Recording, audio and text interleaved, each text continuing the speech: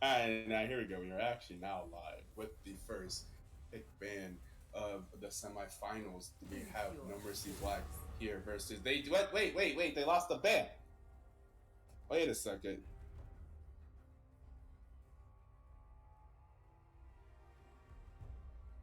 They lost the ban. It's supposed to ban. Just don't ban one. So we're gonna have to stop here. The warrior spirit is never broken.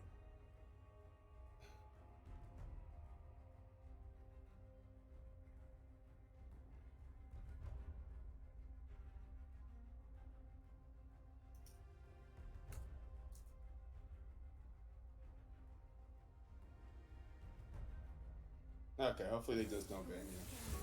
Or they just don't ban the third one. Certainly they knew that they lost the ban.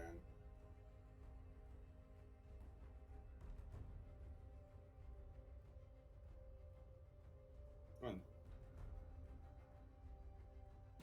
Afraid of the dark. Let me do it to make sure.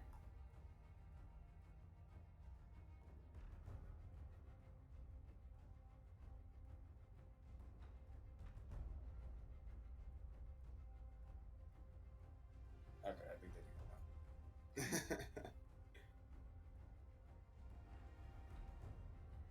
Alright, so as I was saying, we got the first match of the semifinals here, No Mercy Black versus Predictive Gaming. No Mercy Black ending the season with a... No, let me actually look at these records. Because Predictive Gaming has been tearing it up since they changed their lineup, making it a big push to the playoffs, getting the 6th seed, and then yesterday beating the number 3 seed. So Predictive Gaming ended the season 9-9, beating the Team Dark, which was 11-7, and now they're up against the number 2 seed, No Mercy Black, who ended the season 13-5. And you know what? Predictive Gaming has been looking like they're probably a lot better than the 6th seed. They just, they didn't have the right roster at the beginning of the season. Now they got to put their roster together. Been playing really well now, and I'm looking forward to this matchup because I think that these two teams are probably the best matched up in terms of whenever we listen to Three Jams give his pre-playoff interview back on Friday. He said that he thinks that the real strength of Predictive Gaming is the Brew brothers up there in the top lane, Impossible Brew and Dishonor Brew. He said that he thinks that their top of jumper are some of the best top of jumpers in the BTL. And I would say the argument, it's up to argument, of course, but I would say that I think that No Mercy Black also brings some of the best top laners and junglers in the BTL with Robogunner and Jerry. They've been playing pretty well all season. So it'll be interesting to see how these 2v2s up at the top side of the map go. We also know that there's lots of strengths in the bot lane, all over the map. I think these two teams are well matched. And I think that so I think that we should have a competitive series here either way. We're going to see that, let's see, let's look at the ban. Predictive Gaming banning away 2 junglers, some focus on J-Whip there, and banning away Dason's Lissandra mid. That Lissandra, that Aftershock Lissandra that we have seen No Mercy Black abuse a lot of times, and then we see on the side of No Mercy Black they banned away the Vayne away from 3 Jams. We've seen 3 Jams perform on Vayne a lot, and also banned away the Evelyn from Dishonor Brew. Also a very strong champion, and we do see that they did lose one of their fans in that first rotation. We're going to see the Yorick banned away from Robogunner. That's good to focus on some of Robogunner's champions. He's at the beginning of the season, there were a lot of Robogunner Yorick that were very disgusting. Yorick is a very strong champion as he showed an incredible split pusher that was just dominating the game. They're going to ban away the Gallo as well. I'm assuming that's going to be the Gallo banned away from Dason mid lane. We did see him play that a few weeks ago and performed pretty well on that as well. So taking away some of those utility CC champions from the mid lane, forcing them onto a different pick. And we're going to see the last band coming out here from No Mercy Black, seeing that they're doing their homework. I know that this is a team that does their homework, so they're going to go ahead and ban away 3 ADCs total in the ban phase away from 3 jams, based on 3 jams on 2. And so they also picked an ADC in the first rotation. That's actually 4 ADCs that are not part of the pool for 3 jams that he can pick from. So we'll have to see what they're going to do with that. So far, all of Predictive Gaming seems to just have everyone pick their own champion. As I'm sure the Asteria's top, Lee Sin jungle, and Nico mid lane. Igloo playing a lot of Nico mid lane, a lot of that utility. We're going to see the Jinx picked up here by 3 jams. Jinx ADC. Really good scaling ADC. Going up against the Kai'Sa in the bot lane. And now we have the solo lanes to be picked here on the Mercy Black. We're going to see that they're definitely going to pick their solo lanes last, if they can. They do get the pick into the igloo, Nico into the impossible Darius, so they're going to go ahead and pick up the Corky mid lane to go up against the Nico. Now, Corky mid lane I know very little about. I don't play a lot of Corky mid lane, so whatever, or however that goes. You know what? I was going to do let's do a straw poll. See what people think this match is going to go. Get some type of predictions. Put some money on it. I'm kidding. We're not to put money on it. That was silly. Yesterday we're gonna see the Kennen top lane against the Darius. Okay, I imagine that's a pretty good matchup for Kennen. I imagine that Robogunna is a big top laner, definitely knows those matchups pretty well in the top lane. And I imagine that he decided to play this. I just don't think that I've seen him play a lot of Kennen top lane. So we'll see how that goes. So how will this series go? So we're gonna have No Mercy Black in 2, No Mercy Black in 3,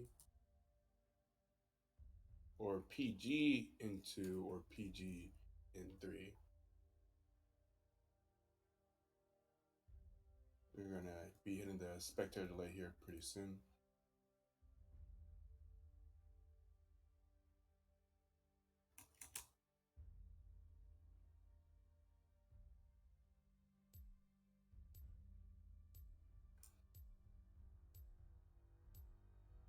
Ooh, I'm not very happy right now.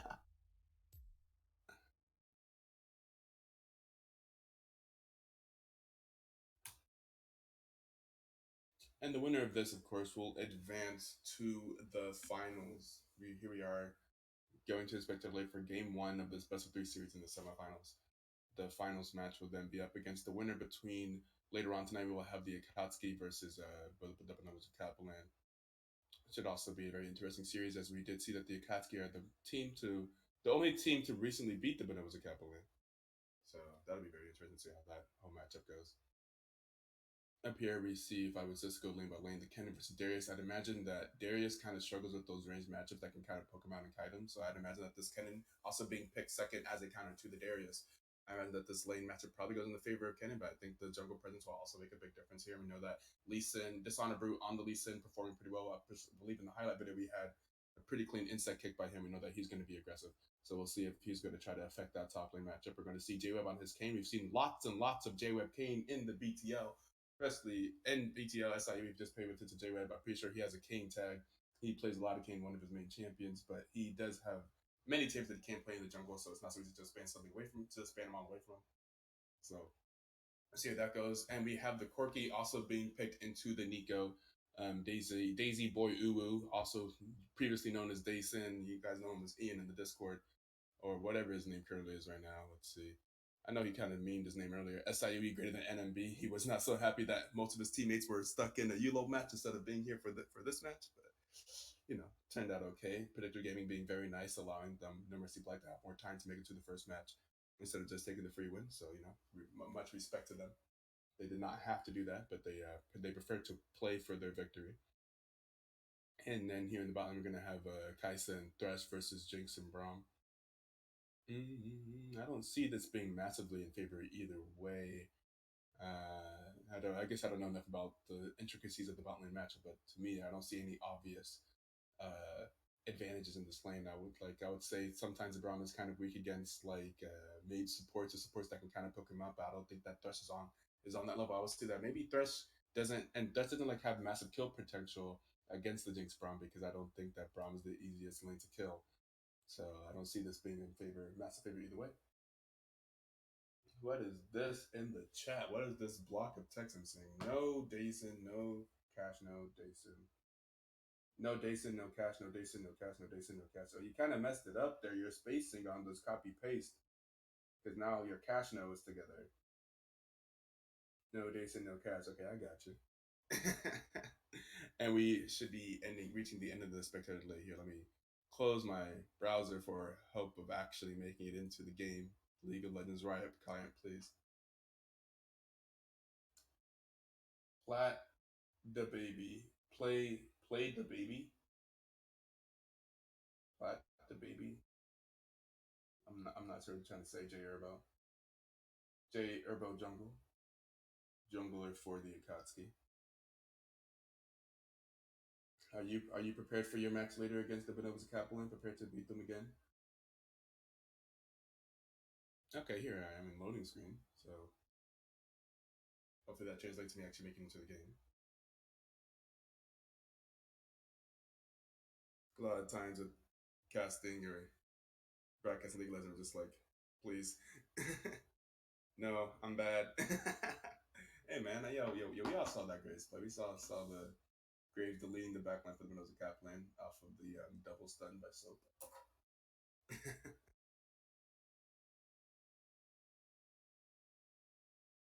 Let's just check these people's masters on this champion. Who out here tryharding? Ooh, we see the both the Brew brothers are on a level 7 champion. We do see lots of.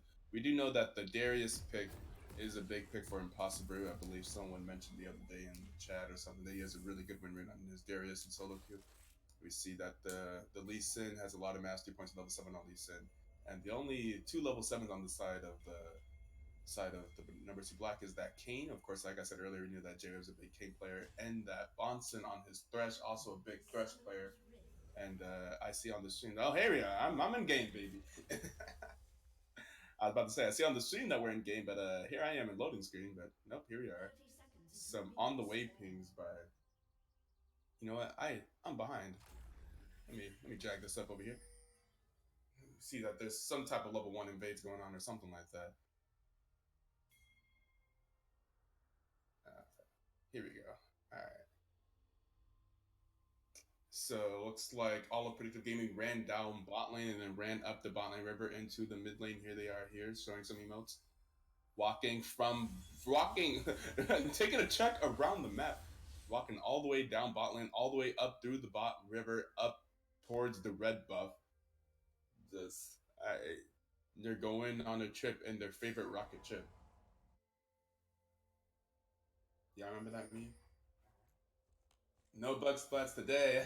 Hey, Pog Champ. I think that we're going to see the Brew Brothers over there starting over there by the red buff.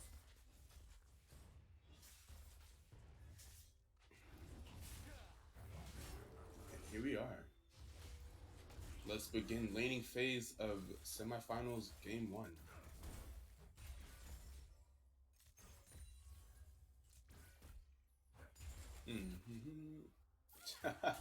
Oh, Nico doing Nico things, standing in lane, looking like Jinx, using Jinx's auto attack. I think that's like a really cool thing about whenever you change into your teammates that you get their auto attack. Some trades going up here in the top lane.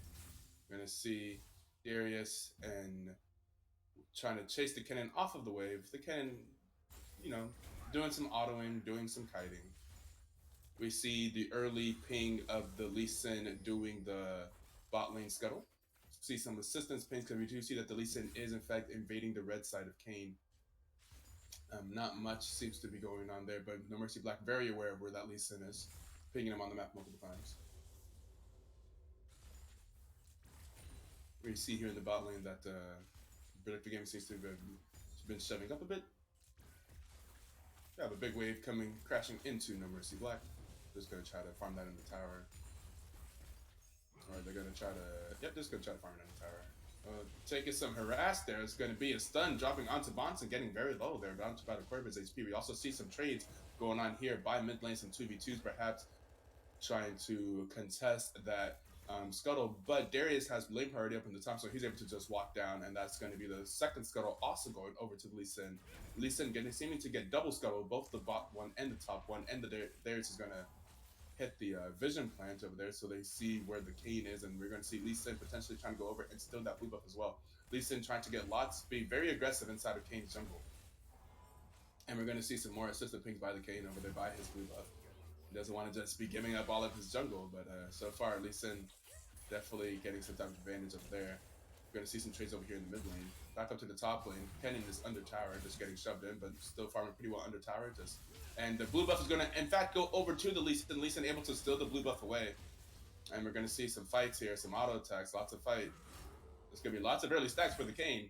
This Lee Sin is being aggressive. Be aggressive. Be aggressive. That's what a Lee Sin jungle should be doing, taking advantage of his early game power.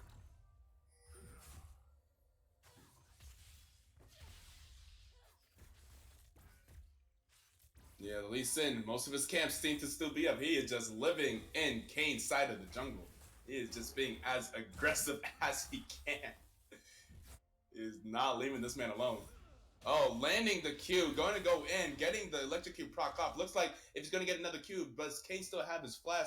Is that going to be a dead Kane? Okay, the Kane's going to get away, not having to blow any of his summoner spells, but we do see that the Lee Sin is still very aggressive in his jungle, not leaving that Kane alone. We're going to see the Kennen rotate over. The mid lane is also rotated over. The W landed by the Kane, but I don't think they're going to be able to get any kills here. There's going to be some more harassing.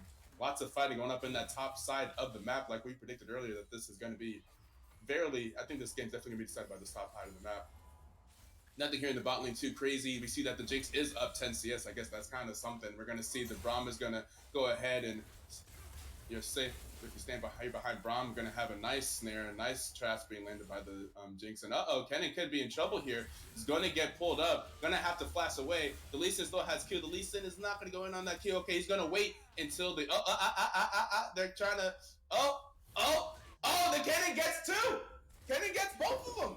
Kennen with the aftershock proc. The Lee Sin was trying to wait until the defenses from the aftershock proc went down before going in, and the Darius was trying to see. That was a very good attempt at a dive. And the Darius was trying to take the tower to give the Lee Sin enough time to go in and kill the Kennen, but he tanked the tower for a little bit too long and then died, and then Lee Sin died as well, and therefore a double kill going over to the Kennen as the Predictive Black is going to go ahead. The Brew Brothers are going to fail that dive.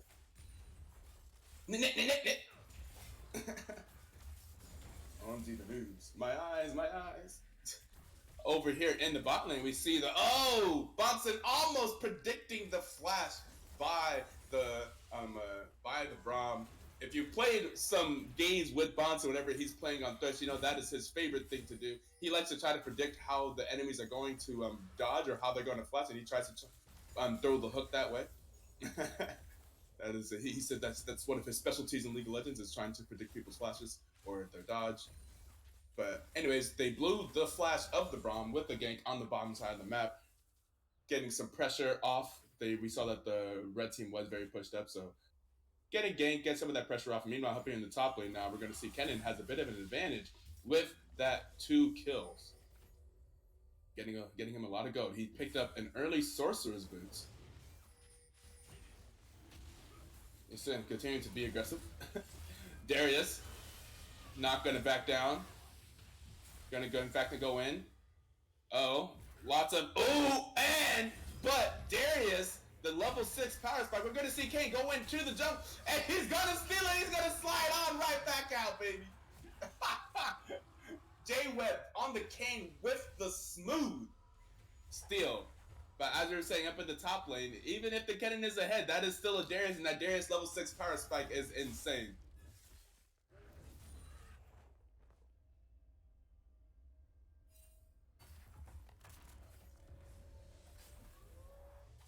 Yoink! In fact, the Jab going in for the yoink of the dragon. And this game is very close. 11.1 to 11.3. Like 100 gold difference, as close as it pretty much possibly could be. 2 kills each.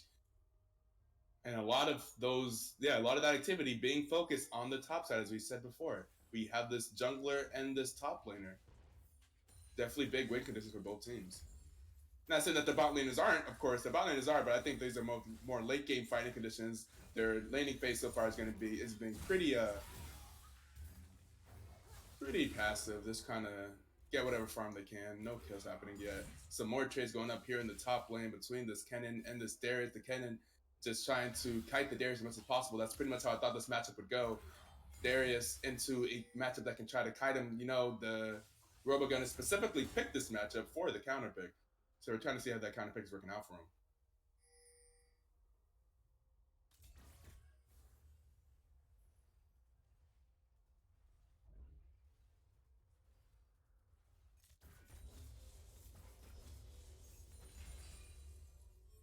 Some more assistant pings over there by the blue buff. Oh, I don't think that this is an assistant ping for as in Lee Sin. He's just going to give the blue buff over to the Corki. Yes, sir. Currently watching bot lane, but I'm commentating what's happening elsewhere because bot lane is another Braum jumping into the hook. Bronze making sure that his precious ADC does not get hooked. You stand behind Brahma will keep you safe. Another hook being thrown out, landing on the minion. Just throwing him out there. Fishing for hooks. And we have a gank. It's going to be a 2v2 up here in the top one because we see that the Lee Sin is here, and here comes the cannon ultimate, going to stun them both up. The Lee Sin's going to go in on the Kayn. The Kayn is going to go low, but not low enough. The Lee Sin not going to be able to kill him, and that's just going to be a 2v2 fight that everyone is going to be able to walk out of. It seems like no one's dead here. Oh, but 3 jams with the across the map. 360, no scope, snipe on the J-Web is going to go down to the Jinx rocket being sent across the map. I didn't even see that on the mini-map, but look at that right there. And that's going to be a kill going over to Jinx. You know, that must feel bad as a bot laner whenever the enemy just ADC has a global ultimate and gets a kill out of nowhere of no fault of your own. But Jinx with a very nice snipe there, predicting where the Kayn was going to recall.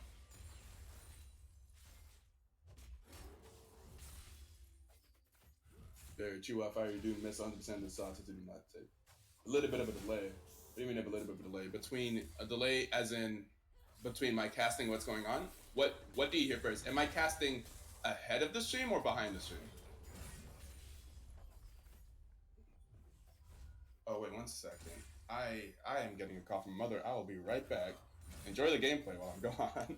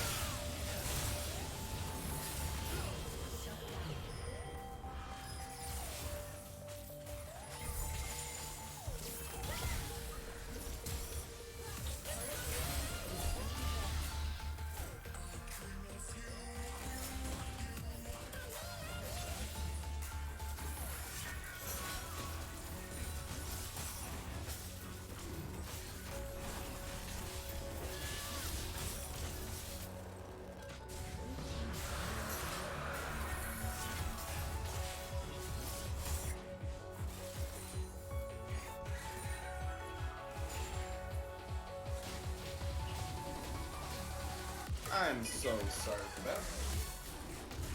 I can't just deny a call from my mother. It's has some issues at the airport that I'm gonna have to help him take care of eventually. Anyways, so I see that in my absence, things have happened. I was watching the whole time. I just gonna. Oh, okay. We have a El Clasico pause. Okay, let's see. How come the game volume is so low? Weird, because I can't get any further ahead. You're a little ahead. You're faster. Oh, am I? Really? Putting this wiki back when I forgot to.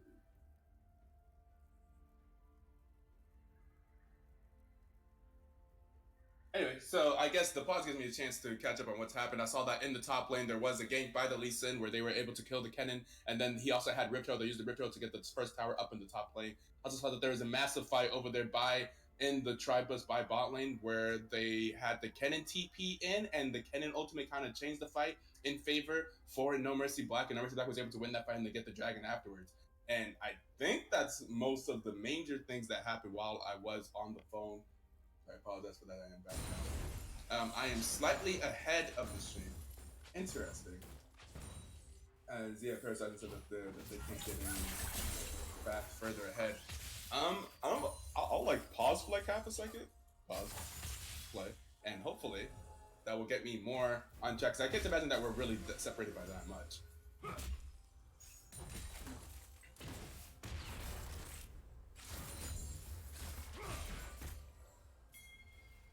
Okay.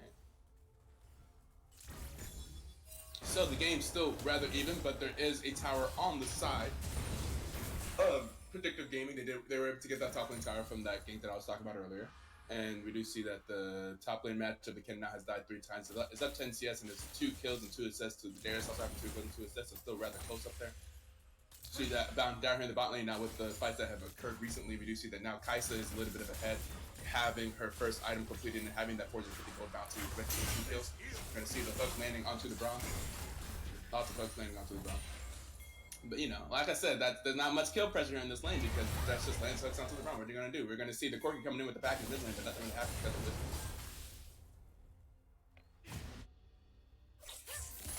Oh, there's that Nico stuff, that Nico bull. I mean, that Nico very balanced snare thing into the Q thing. That's really fun and balanced gameplay.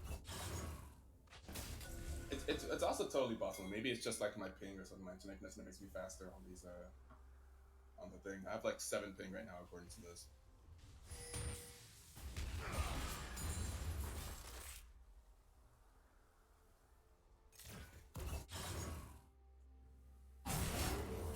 Okay, and we see that Darius is up here in the top lane, hitting up on the second tower. Now, can't let all that happen. That's a lot of pressure. Okay, we're going to see the Kennen out here trying to trace some damage onto Darius. Darius is going to pull him back and we can trace some damage back onto him.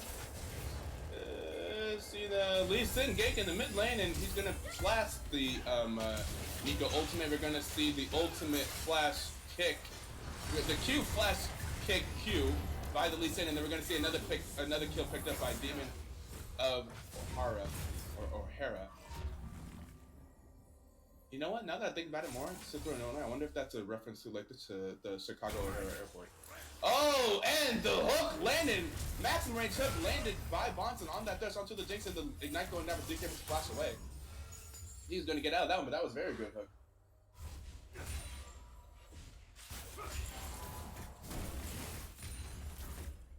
And that is another kill going onto the No Mercy Black bot lane. Now with a 600 gold bounty and 3 kills, down a little bit of CS though on the Jinx.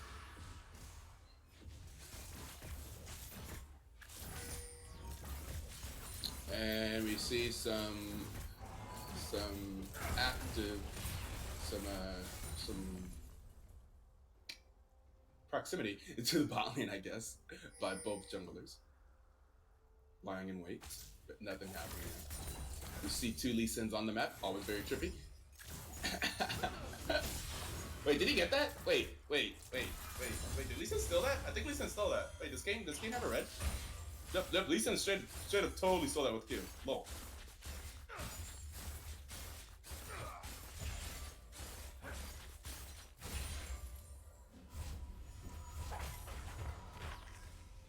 If anyone can let me know now if my half a second pause has made it so I'm more lined up with the stream, I appreciate it. You know, we are a bit more on track here. I don't want to be spoiling things that are happening before you see that they have happened.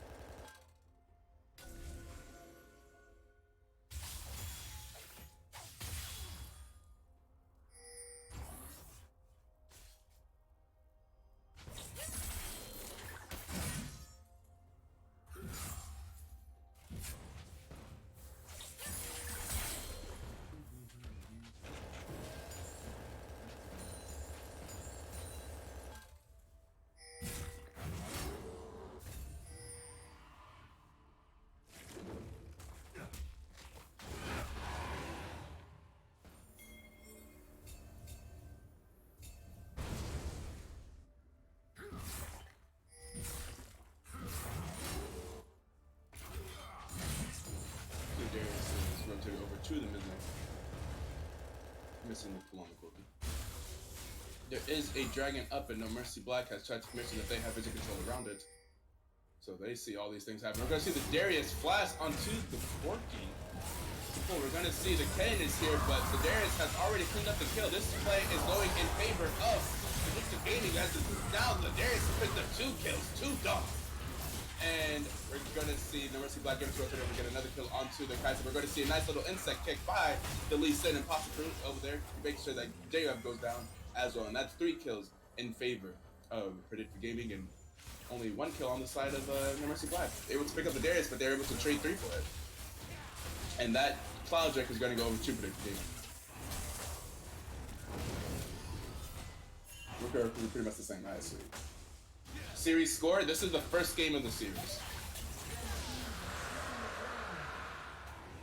And now with that fight and that dragon and those towers, we see that Predictive Gaming is now has a 2K gold advantage. Not much, but it's not nothing.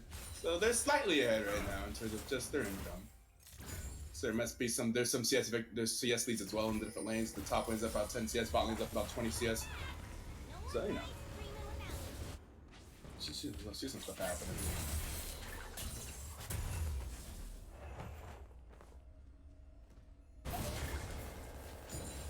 And we also see a lot of wards in the red side jungle of No Mercy Black being dropped by Predictive Gaming. I see like 2 pink wards and multiple vision wards. And we're gonna see potentially a dive here by No Mercy Black, getting more kills onto that Demon of a Heart. And meanwhile, up in the top lane, we have some more fights seemingly to go in favor of No Mercy Black. No Mercy Black winning fights all across the map, winning the triple kill, going over to the Corki while they also dive bot lane. No Mercy Black fighting back. I just mentioned that they are down a little bit of CS and down a little bit of kills and down a little bit of gold, and they decide to turn that back around right now with the 2K gold advantage for themselves. No Mercy Black making plays across the map.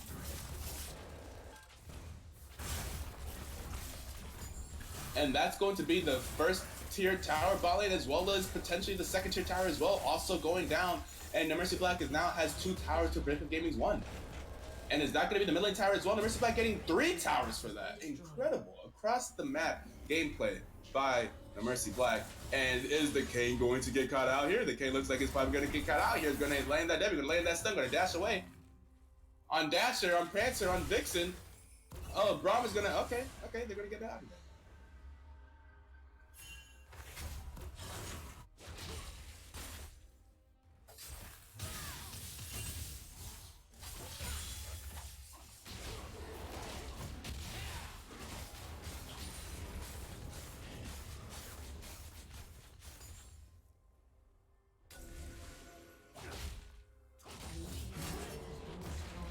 And the mid lane tower for being Predictive Gaming picking up the tier 1 mid lane tower. And this game is still very close. The triple kill going over to that Corki though, so now we see that the Corki mid lane is 3-1 while the Kai'Sa is 5-0. Lots of damage on those carries there.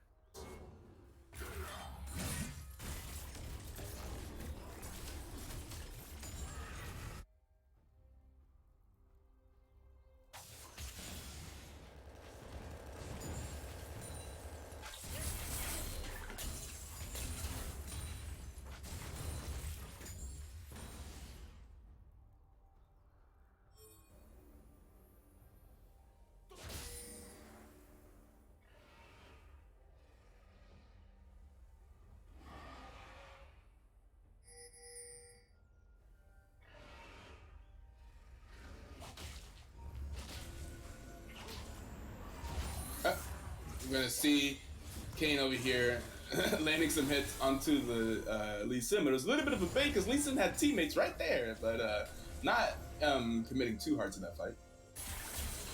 We'll see most members of both teams in the mid lane besides Darius going up to the top lane. Darius does not have TP, but he's just chilling up there. The No Mercy Black not doing anything too forceful right now. But perhaps if they notice that the Darius is top lane, they may try to force something here, see if they can get a 5v4. But it looks like that is not going to be the case. We do see the Kane walking up to the top lane towards the Darius. Perhaps just getting his top lane camps on the ground. Or just going in to clear the wave, you know? I don't know what I'm talking about. I'm just guessing. Come on the way pinks to the bot lane. Just watching them walk across the map. You know, sometimes I'm just watching the game try to cast. Nothing's really happening, and you're just kind of watching them walk around. Gotta make some way to fill the air. Shot casting by Utah Boy. And it looks like we have a dragon coming up here, spawning in 16 seconds. And that is going to be an Infernal Drake, so I'm sure both teams are going to set up to try and prepare for that. Meanwhile, on the top lane, Kennen's going to knock down this tower. Kennen also has a teleport available. So if the fight was to break out here, Kennen can TP as long as they have someone to TP to. But of course, they do have the Thresh Lancer, so they always have someone to TP to. We're going to see the Predictive game is going to go ahead and start up the Baron. Not the Baron, that is not a Baron, that's the Dragon. We're going to go ahead and start up the Dragon, and they're going to be able to take it for free. Not going to have any punishment there. Yep. No Mercy Black is going to have to give that away, not able to engage the fight in time. And Kennen did, in fact, TP down as well, so that was unfortunate. Kind of a waste of a TP as they weren't able to engage a fight off of that. Yeah, question mark decision there by No Mercy Black to run the TP, use the TP, but also not engage the fight. So they were just looking for an end there and weren't able to get it in time before they were able to kill the dragon. Okay, so here's what they're gonna do mid lane. They're just gonna go ahead and hit down this mid lane tower. Okay, there's a macro decision. And here's a big knockup by the Kane as well with the hook landing onto the Braum, able to kill the Nico, able to kill the Braum.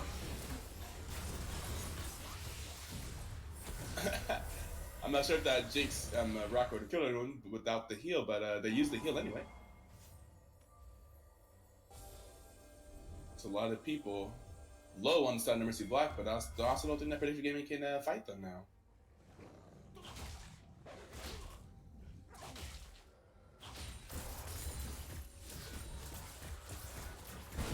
Now the Kai'Sa is 6-0 with the 900 gold bounty. Very big Kai'Sa. And in the mid lane, speaking of Kai'Sa, now Kai'Sa does not want to be, I don't care if you're 6-0, you don't want to be fighting the Darius 1v1. And Darius is going to go ahead and take down that Kai'Sa. As soon as I mentioned that she is 6-0 with the massive gold bounty, Darius' eyes got all big and he decided, you know, I want that gold bounty for myself. He's going to go ahead and take her down. 900 gold going over to the Darius after getting that shutdown.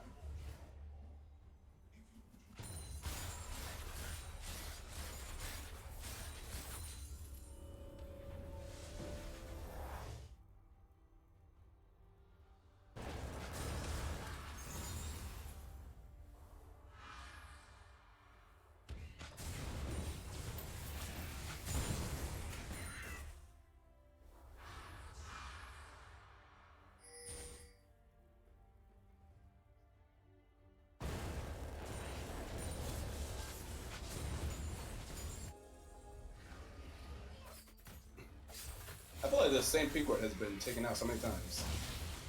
Trying to make sure both teams trying to make sure that they keep vision on the Baron. Vision control on the Baron very important, and the hook just barely missing on the Nico clone. Anyway, wouldn't have mattered, but you know, let's not ignore the fact that Bonta just missed the easy hook.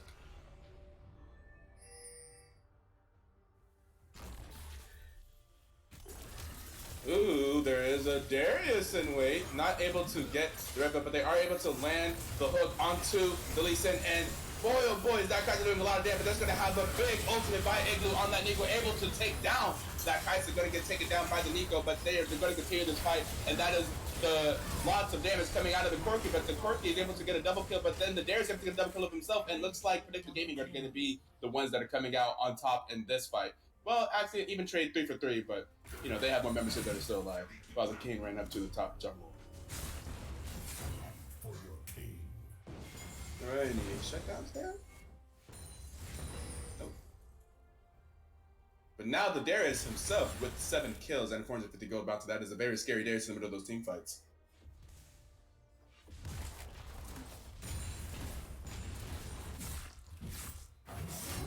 I'm not even sure in what manner the Kai'Sa went down, but I just know that the Kai'Sa did go down to the Nico after the Nico landed the massive Team 5 ultimate onto 3. This Nico going that glacial augment build, getting those massive slows and those massive ultimates. Very good utility pick for Igloo there in the mid lane.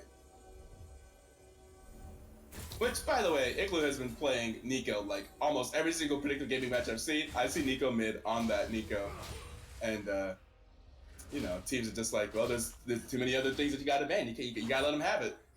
They just keep playing this this Nico mid, and it does a lot for them in these team fights.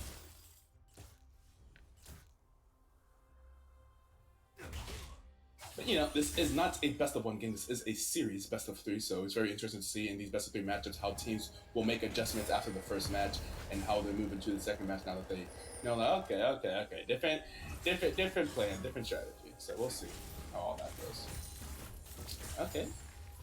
Predictive Gaming trying to get some vision here in the river. University Block saying no, and using their red triggers to get rid of that vision.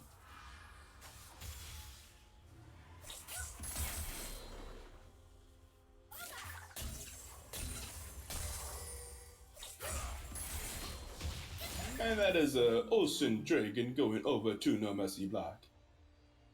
Pretty easy pick up there, not much of a contest from Predictive Gaming.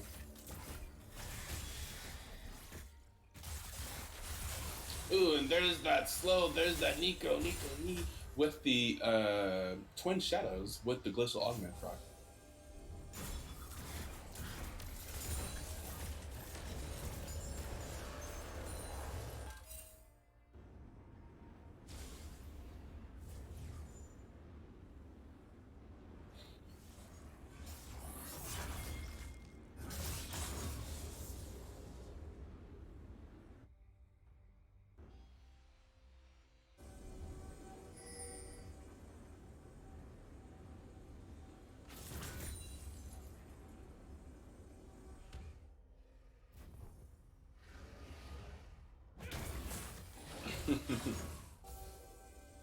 Brown hitting the Baron.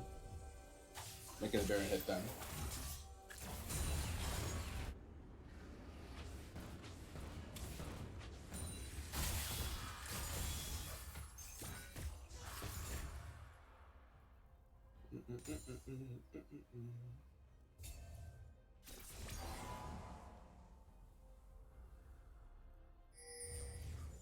Quiet moments like this where we can appreciate the League of Legends background music that plays.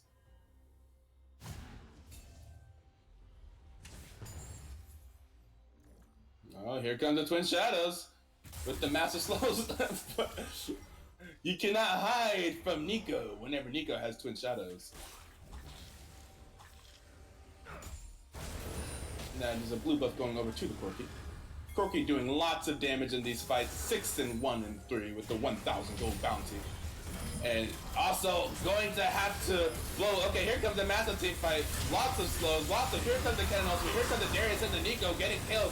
But the Kaisa is gonna. Oh, everyone's gonna go down. That is actually the Jinx over there auto attacking freely. And that's a double kill going over to the Jinx. 3 members of Predictive Gaming going down, but that is all 5 members of the Mercy Black going down for the Ace, and they are going to 2-man this Baron. Can they 2-man this Baron? The Darius is tanking. Looks like they're going to at least attempt to 2-man the Baron. Looks like they're probably going to get it down. Down to half HP. The Darius still has some HP. Darius is going to do just fine. Looks like they're going to be able to 2-man this Baron. A massive fight going over to Predictive Gaming.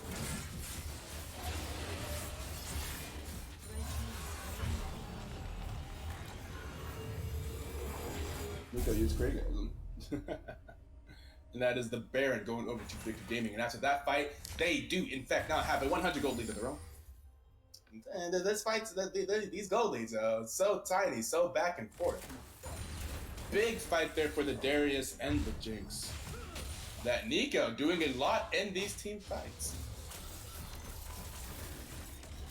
Cannot underestimate that pick. That utility. Although I will say, it looks like the Dason on that Cork is caught out a little bit earlier in that fight there. I didn't necessarily see what caused him to blow that Zhonya's hourglass so early, but that is not what you want to see. There should be a counter how many times I'd say that's not what you want to see while casting.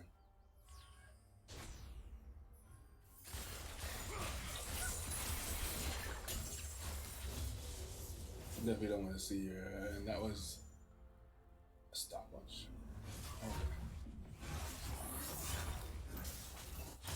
Also to see that Thresh who did everything he can as both his Lockdown on Solari and his Redemption are on cooldown. He used whatever he could.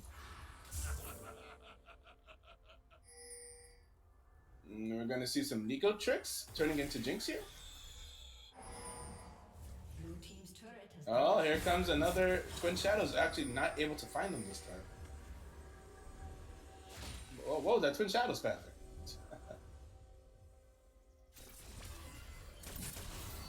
And here comes the Baron power play. Here comes Kane potentially looking for the knock-up flash. Not gonna land. Ooh, I don't know if you can see that play. They're gonna land a hook onto the Braum. They're just gonna walk away from that. Meanwhile, they're gonna lose the Terror in the bot lane, trying to engage on 4 while they have 5, while the Darius is split pushing, but not going to be able to land the knockup. And the hook not being able to land. Meanwhile, the Thresh has okay. Now here's a knockup. They're able to bake it back into a knockup, and we're gonna see Success going over to Demon Bear, and that is a massive amount of damage on that ultimate from the Nico. Look at the Nico. Look at that damage. Look at that ultimate. Look at the double kill going over to the Jinx. The double kill going over to the Nico, and that is a fight that is again going in the favor of Predictive Gaming. Predictive Gaming starting to take these fights over without the Darius even there. That Nico ultimate.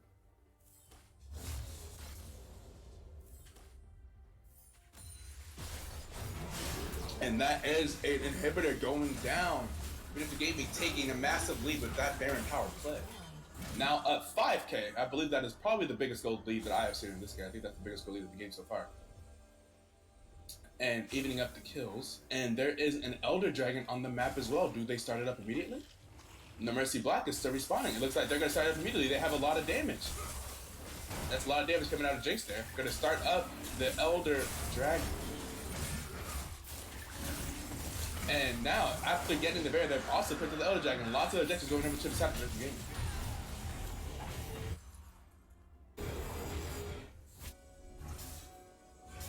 And all of a sudden, after those fights, after that Baron power play, after that Elder Dragon, things are starting to look good, grim for No Mercy Black. In game 1 here of this series.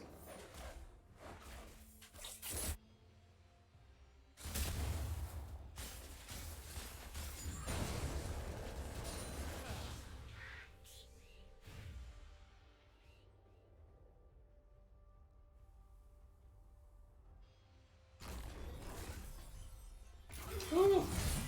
This Darius chasing down. It was like Demon is gonna get caught out here. That is a very dead Kaisa. And you can't cancel teleport. Wait, how did he cancel teleport? What happened there? Did he? Maybe he did. Wait. Is there a change or am I insane? Wait, did I?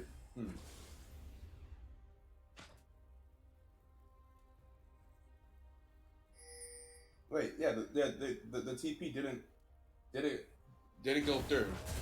Did they change it so he can cancel teleport, or what did he do to get out of that?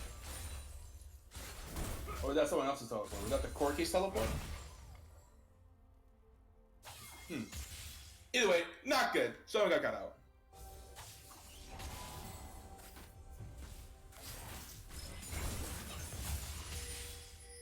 Watch out for the Game 3 Ito sub. You've been studying the PG jungling back.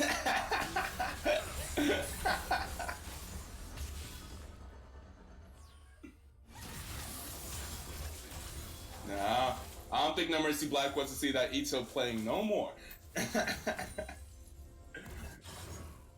They don't want me trolling them in the semifinals games yet. Feeding in my promos. Yeah, man, they know that Ito is a big washed up. I'm just a commentator now.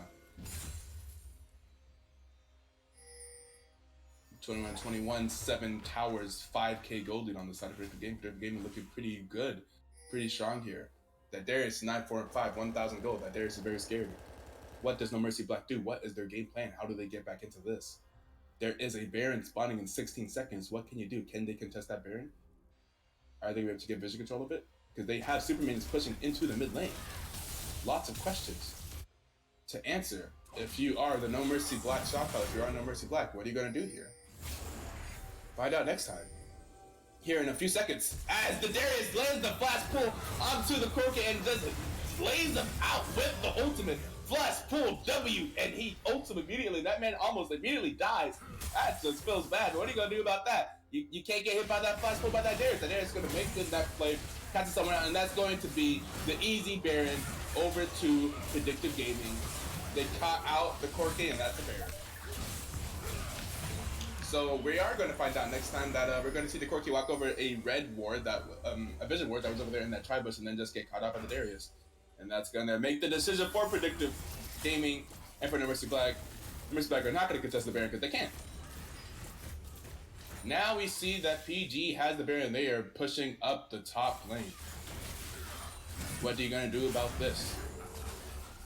How do you defend this? Do you let it drop? Do you engage? It looks like they're going to back off from the tower. They're going to have to let it drop. Are they going to try to defend the inhibitor? Did the inhibitor drop as well? That's going to be 2 inhibitors going over to Predictive Gaming now. They have the mid lane inhibitor and they have the top lane inhibitor. Not looking good for No Mercy Black. Now dropping even more. Now down 8k. Only down 1 kill, but you know this is how, you know, forget what your teammates say whenever they point out the kill difference. Oh, it's 11-5. Yeah, but you know, there's objectives, there's CS, there's other things that determine goals. No Mercy Black has more dragons, but there's a lot more towers on the side of Predictive Gaming. Gotta look at the other factors of the game. Kills doesn't mean everything. It's what you do with those kills whenever you get them.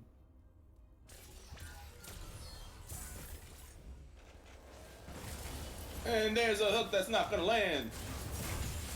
I don't even know what they would do if the hook did land. Can they engage these fights? Are they thinking about it? There's another hook that's landing on another minion? What do they do about this? That's a big Darius standing there in the back. Okay, there goes the engage of the fight on the cannon. They are going to be able to kill the Bronze. Here come numbers of Black. There goes the Nico ultimate landing onto 2, and that is going to be a very dead. Woo-wee. That's a lot of damage coming out for the Nico. They're going to land another hook. They're going to land him on the tower. That's going to be a dead Nico. But look at that. The rest of the numbers back there so low. It's just Bonson. Bonson's here low. He's crying. Somebody save him. And he's going to get killed by the Darius. And that's going to be, okay, that's going to be a GG going in the chat by Bonson.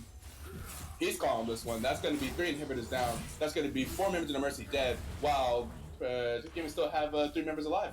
Now they're on the Nexus Tower. We're going to see Kane's going to try his best to try to defend this. He's going to get pulled by the Darius. He's going to get hit with the Q and the ultimate. He's dead. And that's going to be both Nexus Towers going down. That's going to be the next. That's going to be game 1 going over to Predictive Gaming. Predictive Gaming take game 1 of the series against No Mercy Black in the semifinals. Looking good so far. Well, for Predictive Gaming. And you know what? That game was very close. It was looking good for No Mercy Black, but then like getting caught out a few times. Some of those team fights not going in their favor. The Nico is having a lot of, like, besides just the Darius having, you know, lots of effect in those team fights. So was that Nico with a lot of that CC, and then that Nico ultimate damage is doing a lot. So that's definitely going to be the first game going over to Predictive Gaming. It's just started to slide after a few of those more significant fights. Ended up with them getting more objectives and more gold.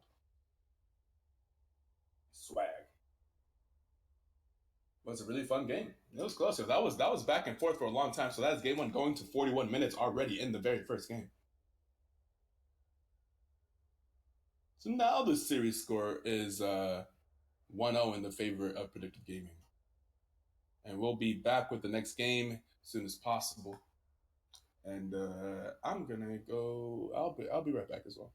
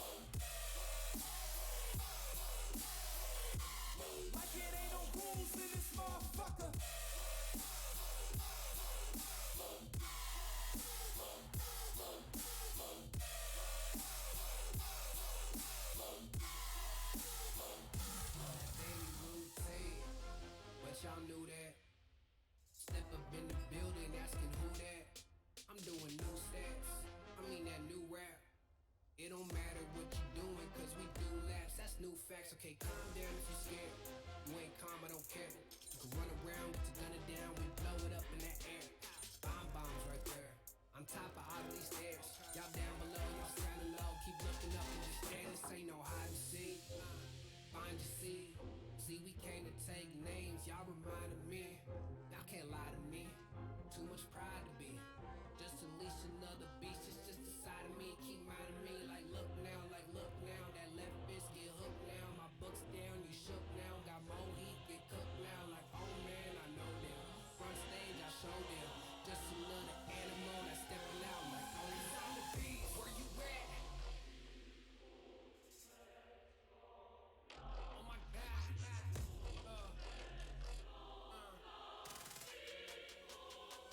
Oh my God. There we go. What you doing? Oh my God. Where you at? What you doing?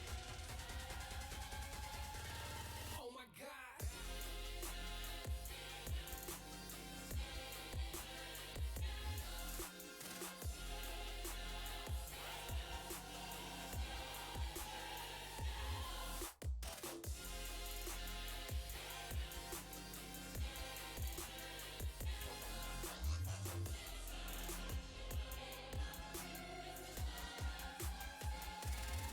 Cause I'm a beast. Where you at? Been unleashed. What you doing? Take my teeth. Y'all can't fathom I'm a beast. Oh my God, I'm a beast. Where you at? Been unleashed. What you doing? Take my teeth. Y'all can't fathom I'm a beast. Oh my God, I'm a beast. There we go. That's a beast. Not for real. That's a beast. Y'all just know that that's a beast. Been unleashed cause I'm a beast. I'm a beast. When I step up on the scene, All I'm a right, beast. here we go. I do not tolerate cowardice. Here we go into the second match of this best of three. Predictive Gaming able to win the first match. Now they're up 1-0.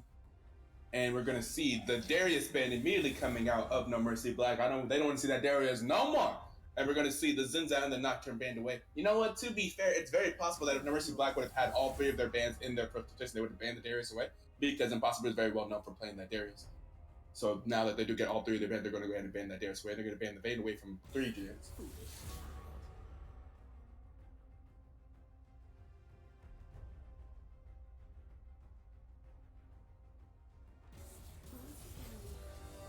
left unsatisfied.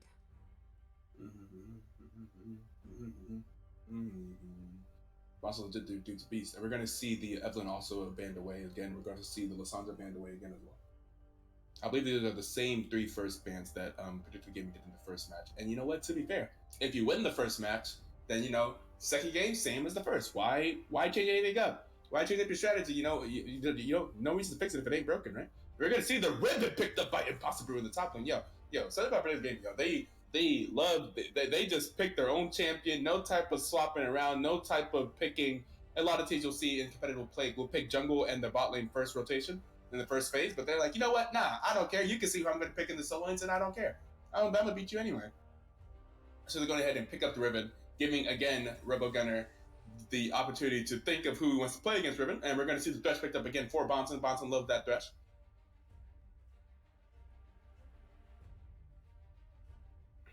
We're going to see the Jinx. Is that like a takeaway? The Jinx being picked up by Demon of Ahara now.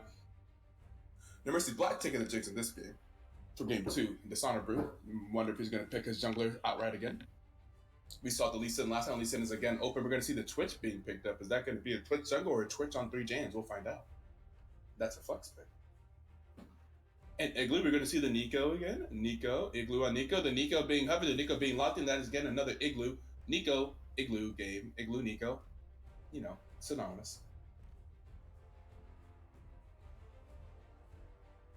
And I'd imagine we'll see a jungle pickup here by No Mercy Black. That typically tends to be what they do. They'll pick their bot lane and jungle in the first rotation, leaving those solo lanes for the second round of the pick. But you know, at this case, it may be better to yes, that's what I was gonna say. It may be better to pick a solo laner because they've already shown a solo laner. So you know, if you want to avoid getting more bans on those solo lanes, maybe best to just pick up a solo laner right now.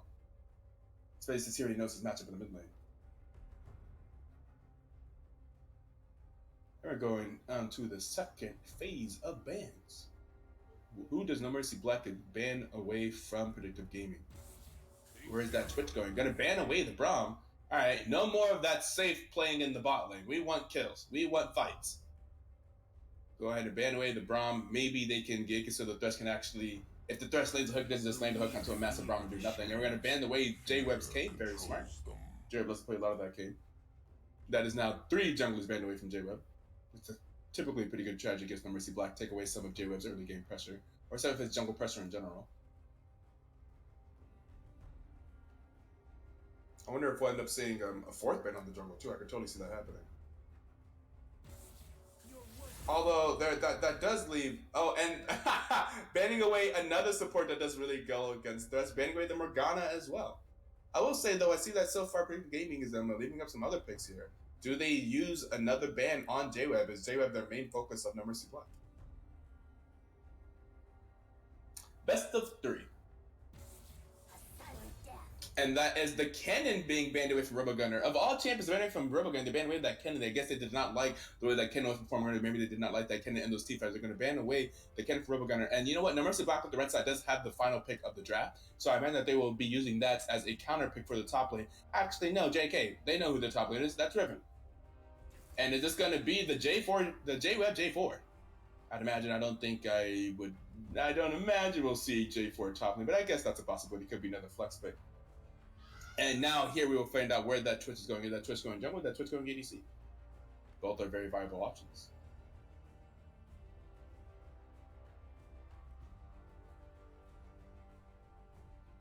And that looks like it's going to be Twitch ADC with the Amumu jungle.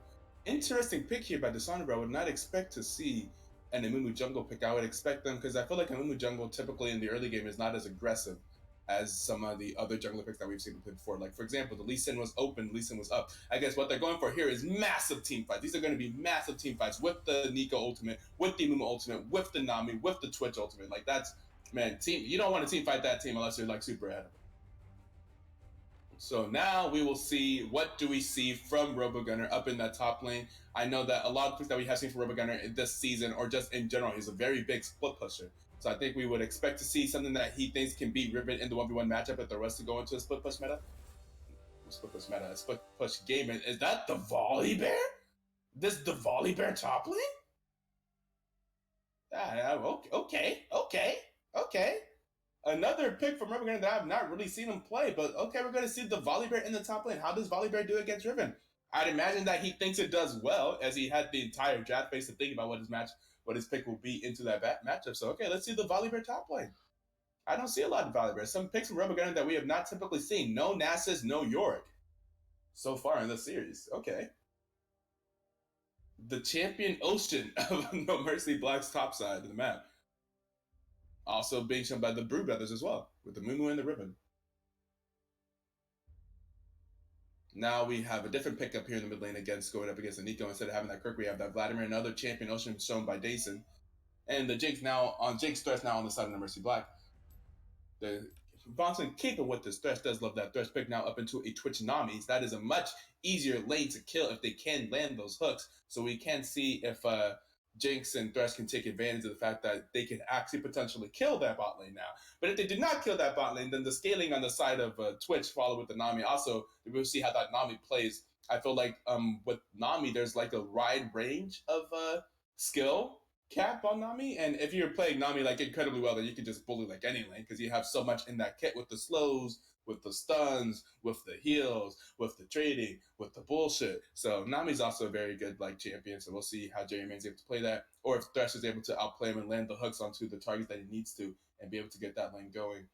Up in the mid lane, I'm not sure about the Vladimir versus Nico matchup because I'm not sure about any matchup versus Nico because I don't know much about the Nico champion. I just hate her. I just hate that snare, man. So we'll see how that goes. We'll see. Sir Dason will perform pretty well in the Vladimir. And we'll see the J4 versus the Mumu jungle. I definitely do not think, like in the last game, we saw that Dishonor Brew on his Lee Sin was just chasing around J-Web in his jungle like the entire first half of the game. So I don't think you can do that on a Mumu. I was just playing Mumu the other day. Mumu early game is very weak. It's not so, you don't feel so good about it unless you can get some roams by your lanes. So we'll see if his solo lanes have that priority in their lanes, which I don't necessarily imagine they do. I don't think Nico is incredibly the greatest at shoving, right? well, her Q like hits multiple things, and then her E maybe she's decent at it. But I think the Vladimir should be able to have some type of priority in that lane as well with this E. So I definitely don't. The Mumu match, the Mumu versus J4 matchup seems to go into the favor of J4 at least early game. I know J4 I think is a better scuffler early. I'm pretty sure J4 would beat up on Mumu. And that top lane, I thought the Volibear is running teleport. In fact, he is not. He is wanting to fight. Both of those top laners bringing Ignite. They are going to fight in this top lane. It is not going to be so simple as just taking that teleport. There's going to be some fights up in that top lane. I'm interested to see how that goes. I don't know much about that matchup, but I think that should be, it'll be something. Either way, this is game 2. Both of the series yesterday went to 3 games. The 3 games, the 2-1 in the favor of Predictive Gaming versus Team Dark, and the 2-1 in favor of the Akatsuki versus who did they play? No Mercy Red. Yeah, I guess No Mercy Red, right? So we'll be interested to see how this ends up.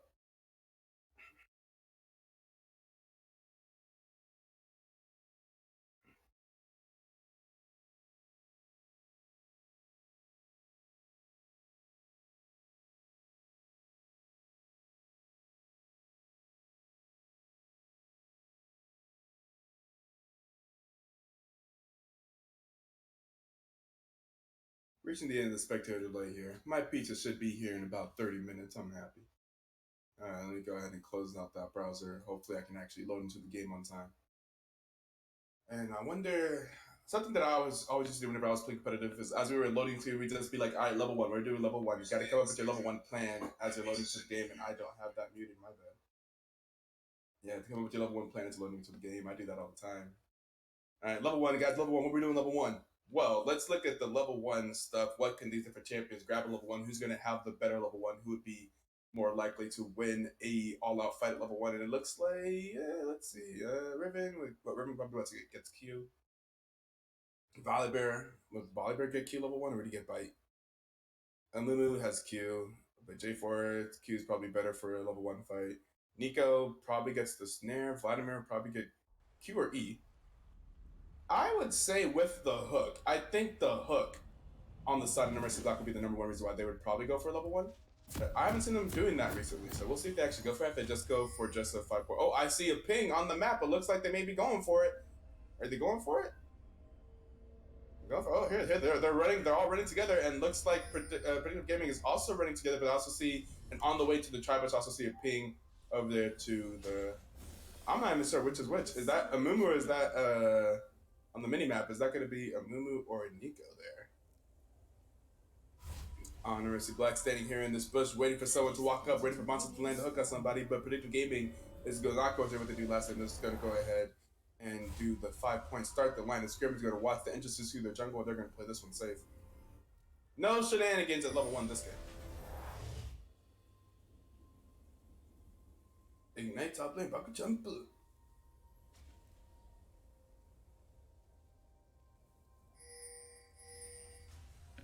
You're interested in playing Nico Midlane. Banned that we've been on that for weeks. Exactly, very true. They've been playing, like I said, Igloo and Nico might as well be synonymous because we've seen Igloo on that Nico mid lane for so long now. This is now 2 games in a row. I'm sure the games yesterday, weeks on weeks now, they've been using the utility of that Nico mid lane. He's been getting, that Glacial Augment Nico mid lane, grabbing those Glacial Augment items like the Hextech GOP, right? Yeah, the Hextech GOP and the Twin Shadows, and they've been abusing me. And why can't I open up the scoreboard? There. You're gonna see some casual starts here. J-Web this time doing the red side, the red top on the red side on the top side of the map. Glad I represented in this game. Ignite top.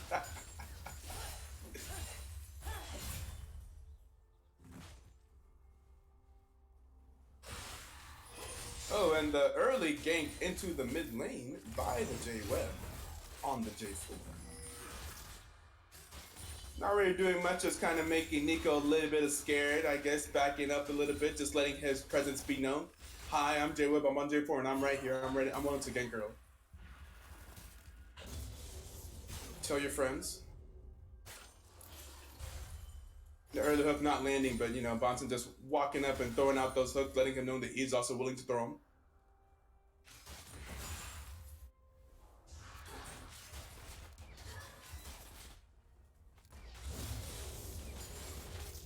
Yeah, they ain't pushing down in this top lane. Hell yeah. They looking to fight, yo.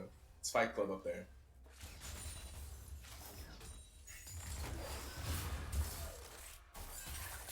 So Nico landing some good poke. Some good damage onto the Vladimir. Vladimir's gonna do Vladimir things and heal it back up though.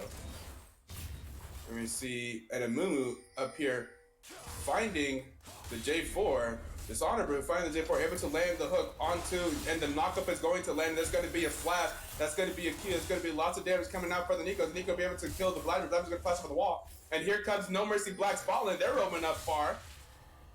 They were ready for something to happen in that river. And everyone's going to get out of there alive. The flash is being blown by the Amumu and the Vladimir. See, something about that Nico, man. Nico throws an E through an enemy champion onto another one that just stared there for so long to take all that free damage, man. It's gross, man. I don't like it, man. And that's going to be the double scuttle picked up this side by J4. J-Web. Last time the double scuttle going over to the Lee Sin.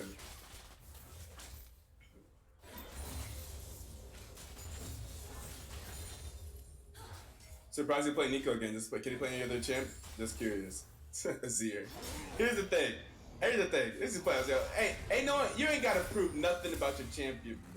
If your team is winning with you playing a certain champion, and they continue to not ban that champion, why not just continue to play it? I mean, just keep playing it. If it's working for their style, if it's working for their team comp, for this team style play, for these team fights, for this utility, why would he play anything else? Like he's just like, all right, they're gonna keep not banning it. If they keep winning, then just keep playing it. If the enemy team is not going to test their champion pool, then you don't have to. Why prove it?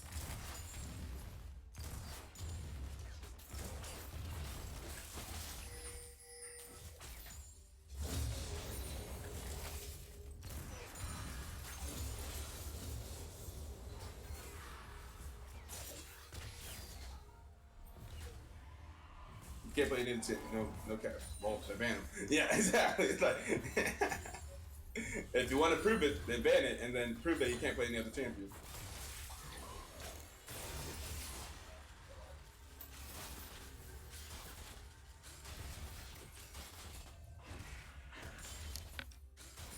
Igloo knows his role on this team, and that's going to be the hook landing onto 3 jams, and there's going to be the bubble landing onto the Demon of our heart. Now we have a real fight going down. The Ignites are going down on both sides. The Ignite by the Nami, the Ignite by the and the heals are going to land, and everyone's going to live down here in the bottom lane. Both heals being blown, and both classes still being cut by the ADC. So that's going to be a pretty even trade. They're going to land the E in the mid lane.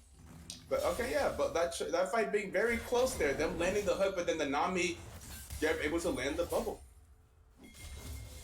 The Nami bubble is so long early game. If you get landed by the Nami bubble, you're going to be taking a lot of damage. Volley bear, volley bear, volley bear.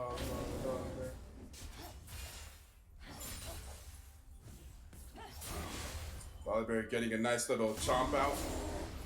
Using an ultimate, pushing the wave in. Now's the time to recall now.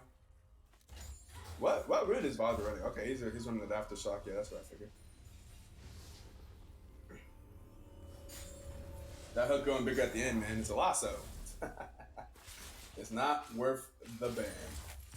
Alright. That's fair enough. There are lots of other threats on the side of gaming. Perhaps it's not worth the ban to ban Igloo's Nico. You really have to see how much is that Nico impacting the game. How much of that Nico impacting the team fights? There's a question of this on this or that. The LCS this or that to do with like Kobe and the other dude. I think Captain Flowers. And one of the this or that questions was, do you ban out weak players or do you ban out strong players if you're doing like a competitive team draft? Which one is more important? And they were saying the eventual answer was you ban out the strong one trick players. If they're a strong player and they're one trick, then you ban their one tricks. And that's essentially what we do in the BTL. It's a pretty common strategy for teams. So, if you don't consider him the strong player, even if he has one trick, perhaps you don't ban him.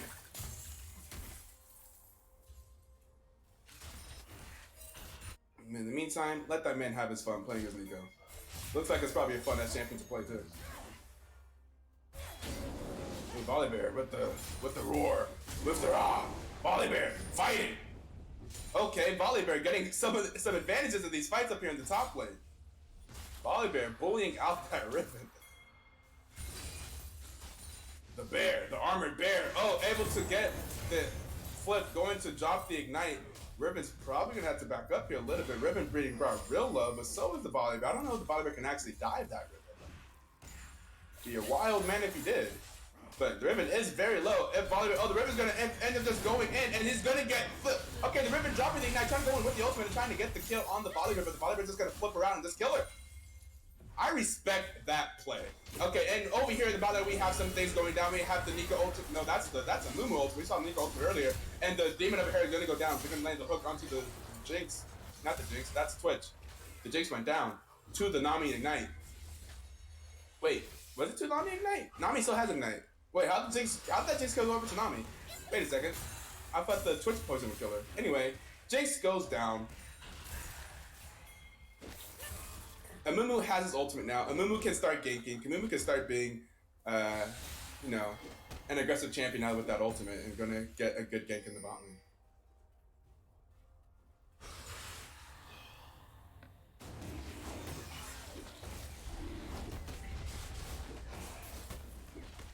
And with that, we see that the Twitch actually has quite a CS lead against that Jinx. Up 14 CS in that bot lane, and in the mid lane, we see that the Vladimir is up 20 CS. I am rather surprised. I have not seen J-Wood be as aggressive in this early game as I would expect on that J4 pick versus in the Mumu pick. I would expect him to be a little bit more aggressive. Perhaps I think J4 is a better early game ganker and can have more presence than that, but I haven't seen too much of that come to fruition. And we see a Riven and Brew over here roaming deep into J4's jungle and taking away some of his chickens of disrespect. That Riven doesn't want to be in that top lane no more. After attempting to kill the Volley Bear and not succeeding. So we'll see how significant that ends up being. How big will that Volley Bear be? Will Riven ever be able to catch up to be able to kill Volley Bear? Building damage, Volley Bear building seems to be some tank items there. But you know, Volley Bear damage scales with tanks, so.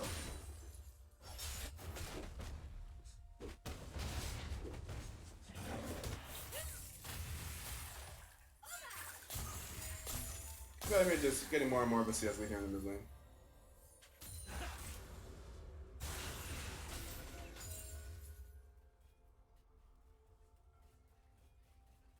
We're gonna see some more fighting here in the top lane, maybe?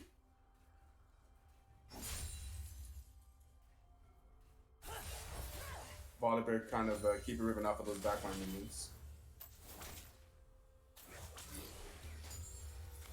Yeah, I love the sound effects for that Thresh scanner. It looks like it's like whipping it with a rope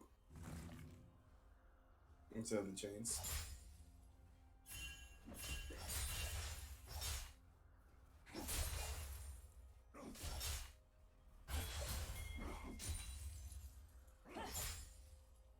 Vladimir ready to bite.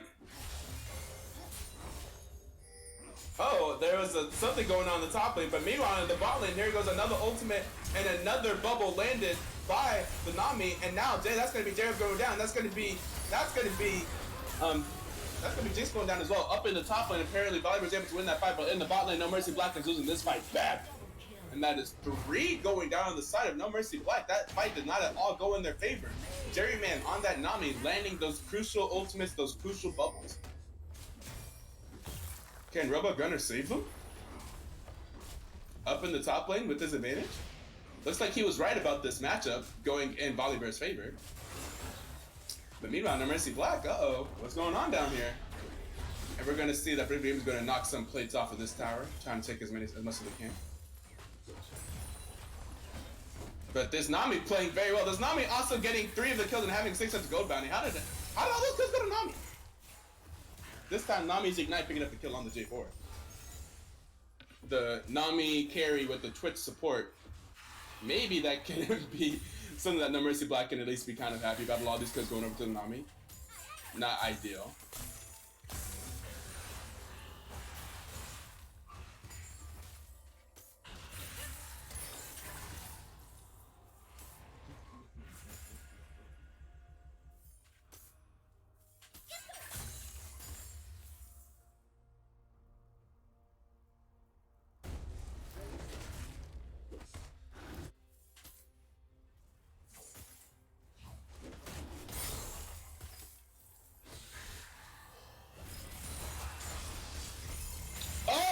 Wait! The Igloo! The Nico!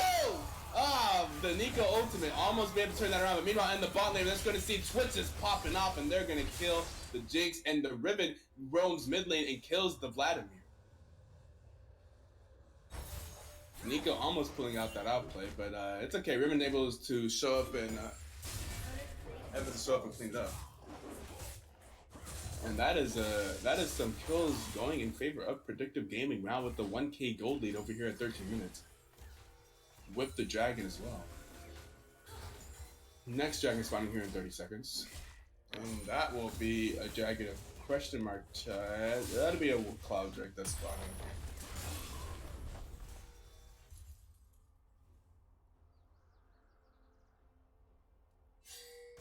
The turret plating has fallen. It is now 14 minutes. Oliver may be looking to go in here, but you have to be careful. There isn't a Mumu there. There's an Amumu in the bush. Uh-oh. Uh-oh. Can Volibear do it? The 1v2. Here comes the Amumu ultimate. Here comes lots of damage for both of them. There's going to be the Riven ultimate. There's going to be the Riven flash. And Volibear with this passive, he's trying to get out of there, but there's going to be another stun yet again. And they're able to take down the Volibear and take his gold bounty. The Mumu doing a very good lane gank there. Knowing that the Volibear was wanting to potentially go in on Riven. He was ahead. It makes sense. No Mercy Black going to see that information, know that Mumu's in the top, and they're going to take that dragon in response.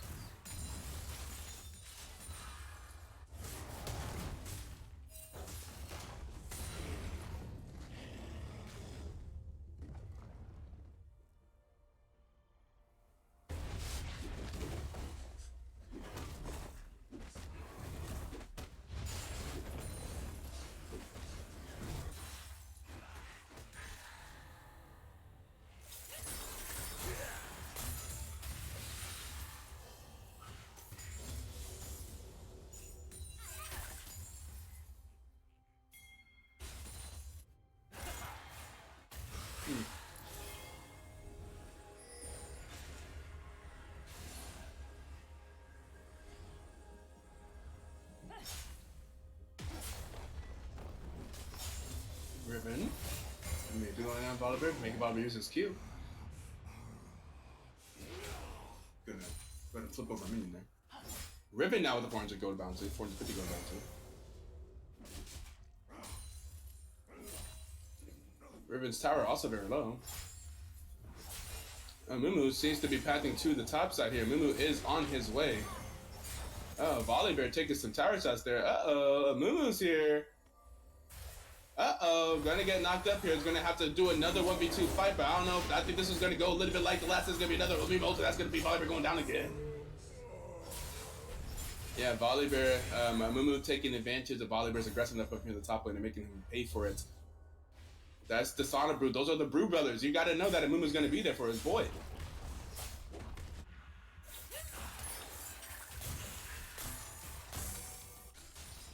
Ooh.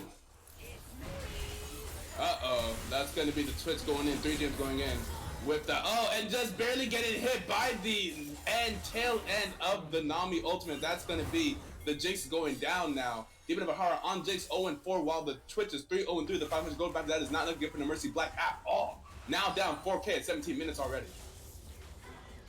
Monka S.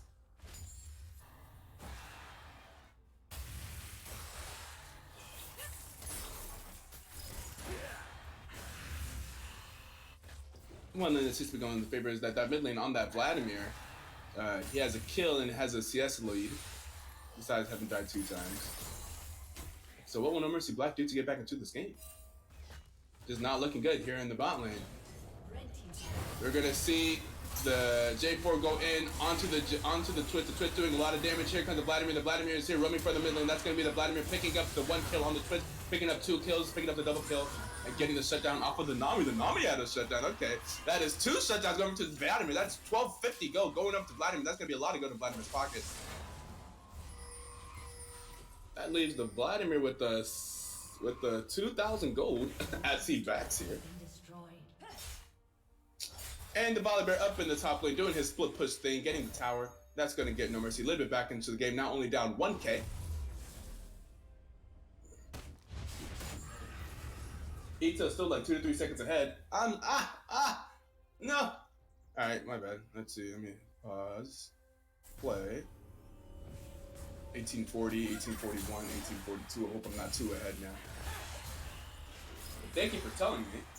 Because whenever I go back and I have to look at the VODs or look at clips, it really makes me sad to hear that I was ahead the entire time. I don't want to be spoiling things that are happening. I'm just reacting to things that are happening. That's going to be the GOP. That's going to be a shutdown onto River. That's going to be a hook landing onto Bonton, onto the Nico. And that's going to be Nico using ultimate and able to get away from there. Using the ultimate and combined with, I don't know what that ability is, the one that makes her like make a double and dash forward. I'm imagining that's probably her W. Is that her W? I think that's her W. I think I know the other 2 abilities. Am I more in line with what's going on now after I just talked about that fight there, Wildfire? See Vladimir here now, clearing the mid lane. There's some more people from Predictive Gaming seeming to be going around. Okay, we see the Twitch is also in the area as well as the wait. Who has the? Oh, that's Amumu with Predator. Interesting. Amumu running the Predator. This is also AP Amumu, not tank. Which apparently I guess is like what you do now. Yeah, I think you're good now. Okay, sweet.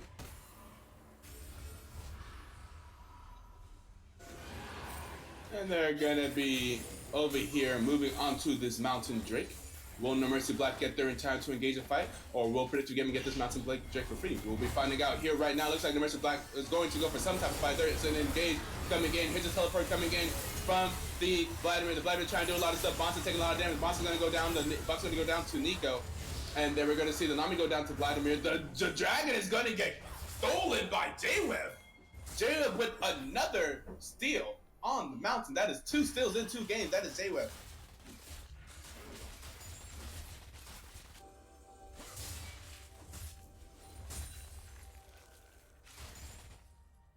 Okay, so that fight seeming to go mostly in favor of No Mercy Black, only losing 1 kill, 1 member, their support, in exchange for the Amumu and the Nami. And also picking up the dragon, that's a Mountain Drake, also helping them picking up the objective. And that's going to be the mid lane tower going down. And now this game's looking a little bit closer again. No Mercy Black actually edging a very small gold lead now. No Mercy Black bringing it back with those last few plays.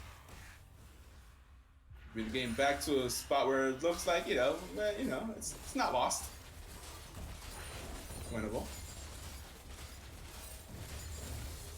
I will apologize in advance that if I do hear a door knock on my door here soon, a knock on my door here soon, my pizza will have arrived.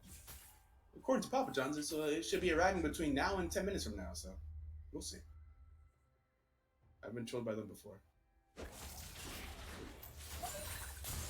And let me tell you, I haven't eaten anything all day, so I really need to eat something now.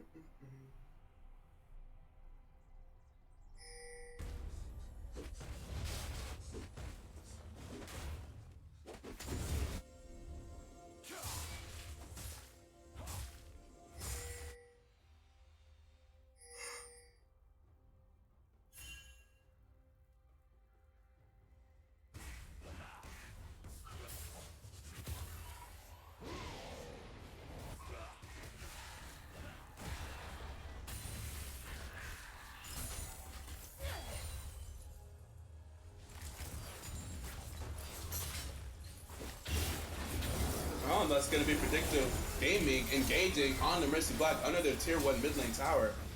And that's going to be the tower going down. No one's going to die though. Some people are getting pretty low. Is No Mercy Black potentially looking to chase them down? Like, no, they're just going to both walk away from that fight. Predictive Gaming walking away with the tower.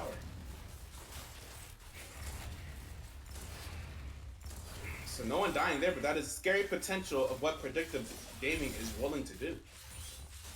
Woo! Just getting real low there by that jungle camp. Are they going after Volibear or? Yeah, okay. Like I was saying in Champs League, whenever I saw these teams, Predictive Gaming has a very scary team fight composition. You do not want to see someone get caught up with the Nika ultimate, the Amumu ultimate with the Nami slowing them and stuff, and the GOP going to stop their recalls as they realize that they're staying on the ward. But yeah, no, you don't want to. The team fight potential on the side of Predictive Gaming team comp is disgusting.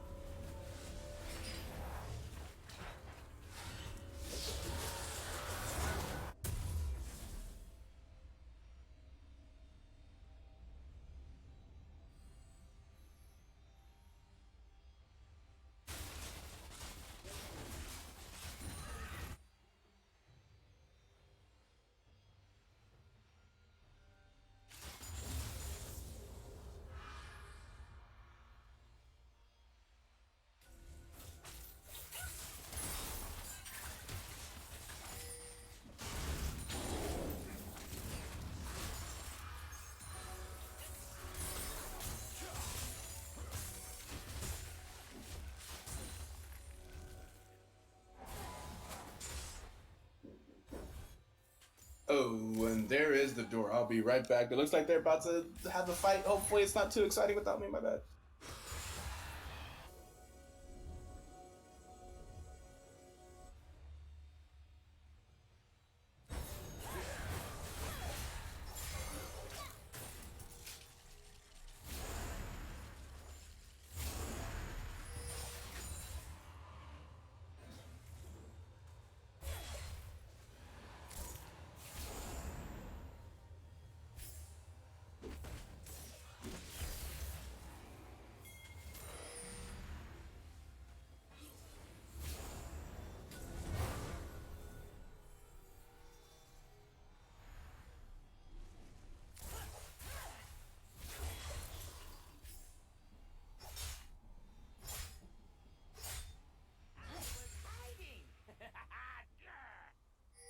Oh boy. Oh boy. Oh, okay. We're gonna see that the number select is gonna go right onto the dragon. I saw that no fight happened. Looks like the fight was about to happen. All 5 team members, all 10 members on the map are right here. Did they engage? Okay. And they're gonna see that number select is able to pick up that dragon without getting engaged on.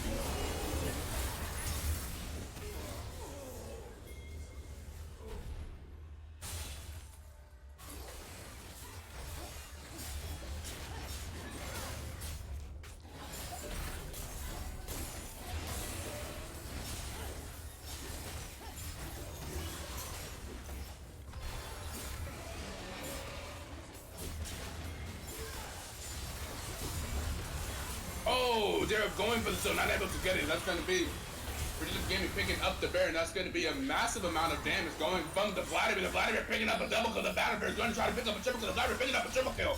And that's going to be Dason on that Vladimir to pick up a triple kill in that Baron pit. And there is the Riven. The Riven going to be able to get out of here. The Riven and the Igloo able to get out of there. Those Baron stacks making them take a lot of magic damage. The Vladimir able to pick up a triple kill. So, I mean, Predictive Gaming is able to get the Baron. The Baron buff is going to stay on 2 of them. Meanwhile, Vladimir is able to pick up 3 kills. That Vladimir is getting very big now, scaling into that late game.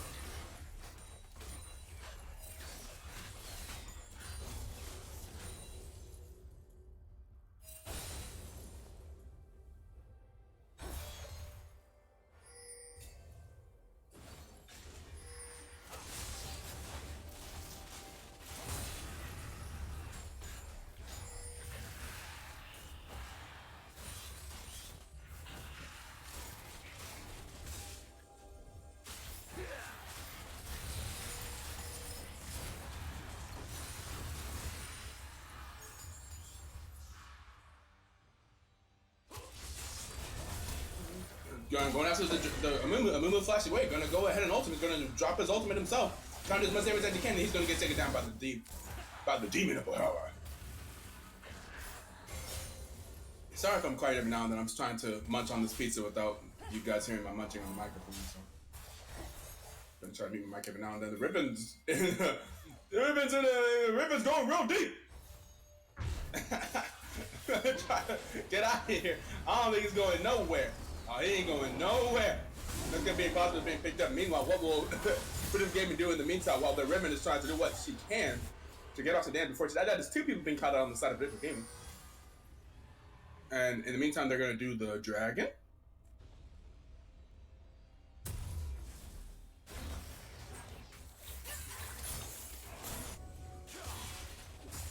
Yeah, it's gonna be a mountain dragon being picked up by Predictive Gaming.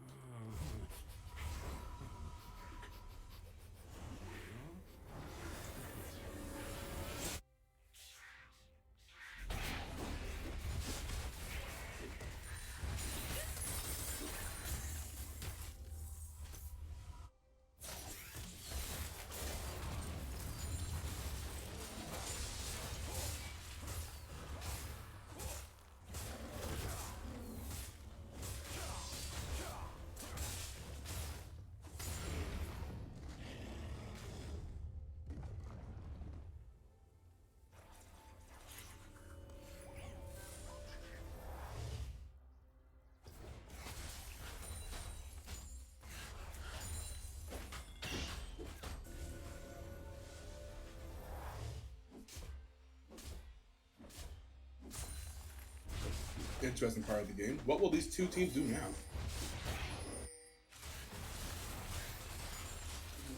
No major objectives on the map.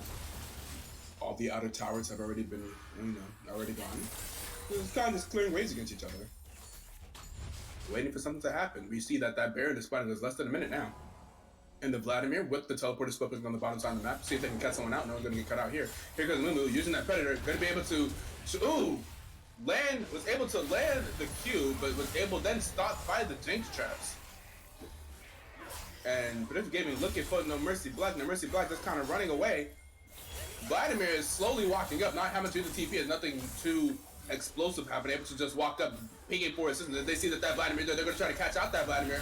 That's a Vladimir, man. That's hard to catch out. Are we going to see the hook landing onto Impossible? The hook landing onto the Riven. The Riven's going to go low. There's going to be a redemption that's going to be dropped down. That's going to go. Robo going to be able to pick up the Riven, but here comes the Igloo with the Nico knee ultimate, but then going to get caught out. You're going to get killed by that Jinx. That Jinx was previously not doing so well, only having one kill, but able to pick up the double kill there, and that's going to be the fight going in favor of No Mercy Black. And they're going to push down on this tier 2 midlane tower.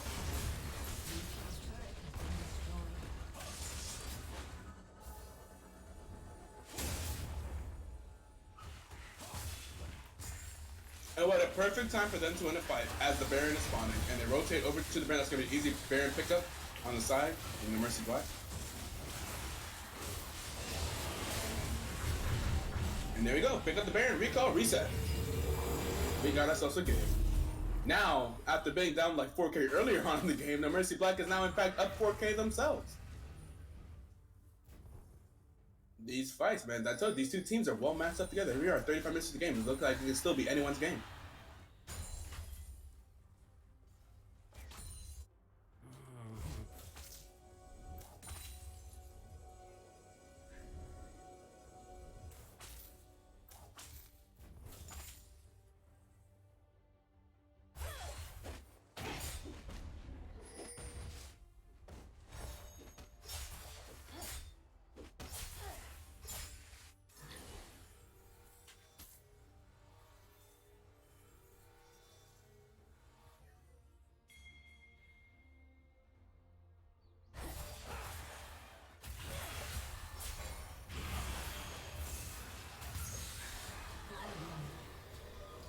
Oh.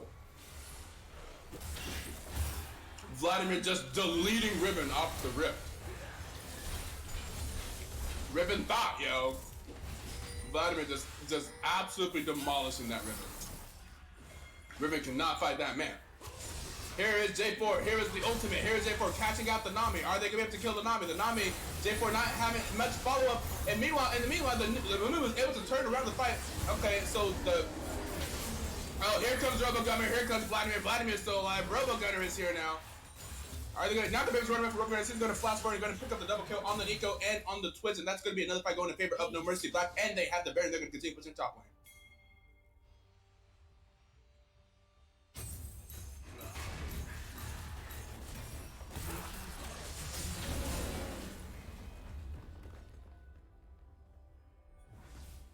And Vladimir keeps on scaling.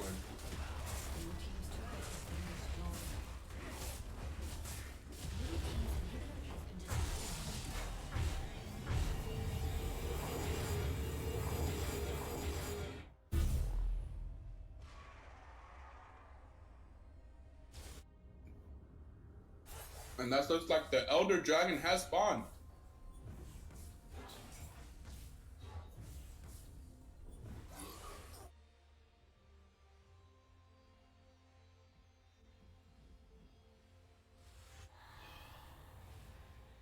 Proud of my BM, man. How did you manage to say that in the complete opposite way?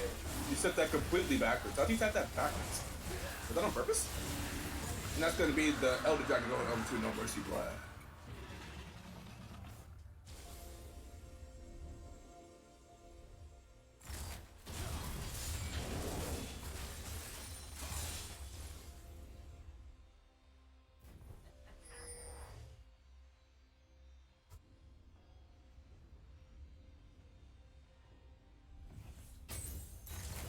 We're going to see them pushing down this mid lane tower here. Blue team's turret has been destroyed. Blue team's inhibitor has been destroyed. Yeah, that's right. I can say it too. And that's going to be the easy mid lane inhibitor picked up by No Mercy Black. And they can go ahead and recall with that Baron power recall. After picking up the Elder Dragon, they are now up 7 kills, 3 towers, and about, what's that, 8K? I know math. About 8,000 gold.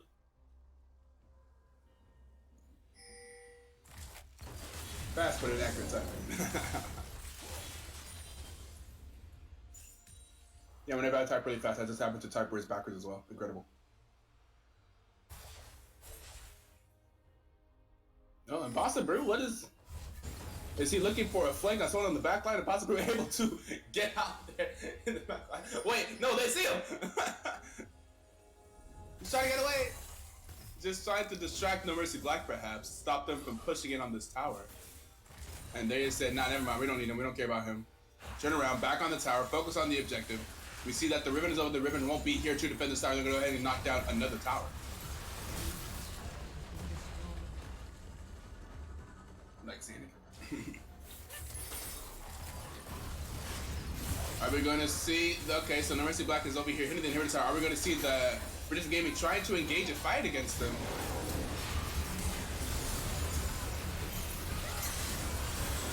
And that's going to be a double kill going over to the Vladimir.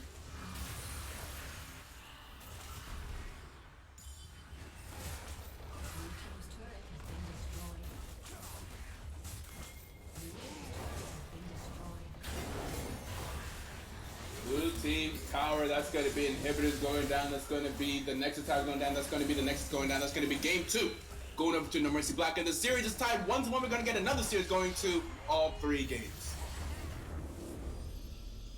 The Pog champion. The Vladimir ending 11-2-7 with the 1,000 gold bounty. And No Mercy Black, at first that game was looking pretty grim. It was like, uh-oh, are we just going to have a 2-0, the first 2-0 of the playoffs? You want to compare Predictive game, but no, No Mercy Black able to turn that around and get that win. And here we go into the last game of the semifinals match between No Mercy Black and Predictive Gaming, game 3. This is where it's at. Play the Silver Scrapes. Here we go.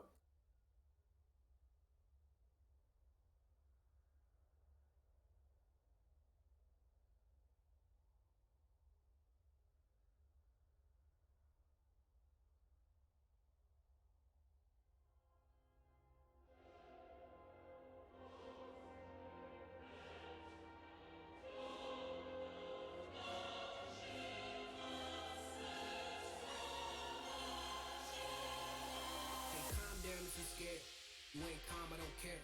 You can run around, get your gun it down, we blow it up in the air. Bombs right there. I'm top of all of these stairs. Y'all down below, y'all standing low. Keep looking up and just stare this thing on. Where you at? Been unleashed. What you doing? Sink my teeth. Y'all can't fathom I'm a beast. Oh my God, I'm a beast. Where you at? Been unleashed. What you doing? Sink my teeth. Y'all can't fathom I'm a beast. Oh my God.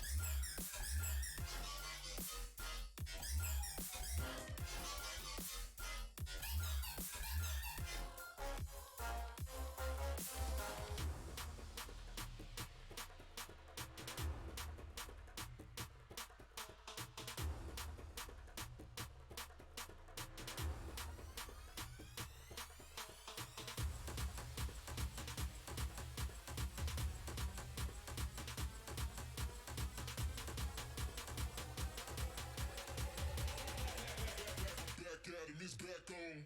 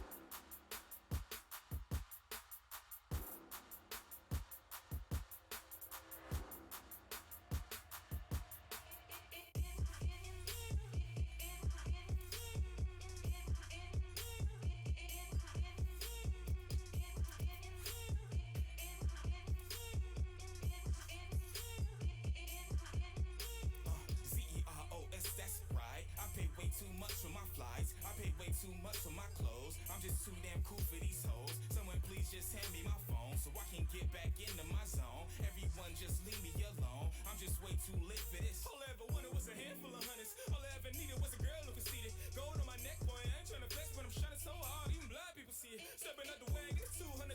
Bright red paint, got it looking like a dragon. That's what you get for my hard day trapping. I'm lit, minutes off, just flashing. Don't that shit sound familiar? Lame ass rhymes, these rap dudes deliver. Can't trust y'all, I stay live familiar. Knock down walls, nigga, break down the pillars, hands to the ceiling. Hands in the air, spread that wealth through them pins.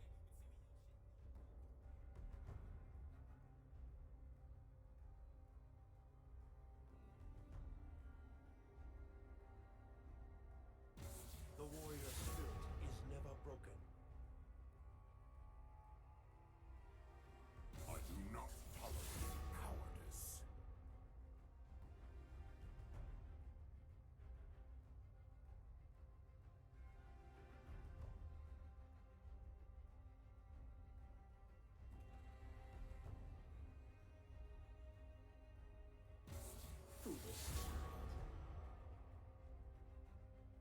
And here we go into game 3 Impure. of this best of 3 series. Here goes the final game, the Silver Scrapes game. No Mercy Black over here on the red side versus Predictive Game over here on the blue side. No Mercy Black did have side selection, so they did choose to go with the red side again. I believe red side has won every single game this matchup so far. So we're gonna see No Mercy Black banning away the Darius, banning away that Vayne. We're gonna see the same 3 bans as well from Predictive Game as it did in the previous games, banning away that Zinzao, the Lysandra, and that Nocturne, the Evelyn band. So the same 3 bands in the first rotation by both teams.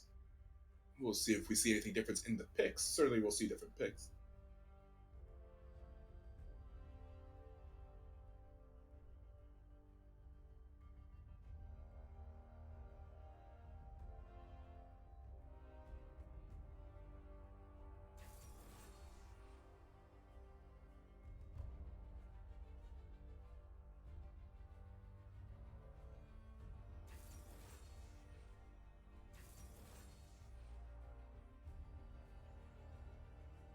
Oh, we are going to see some similar picks up. We're going to see the Nico being picked up. We're going to see the Vladimir and the Thresh being picked up. So yeah, so far the same champion as what was being played last game.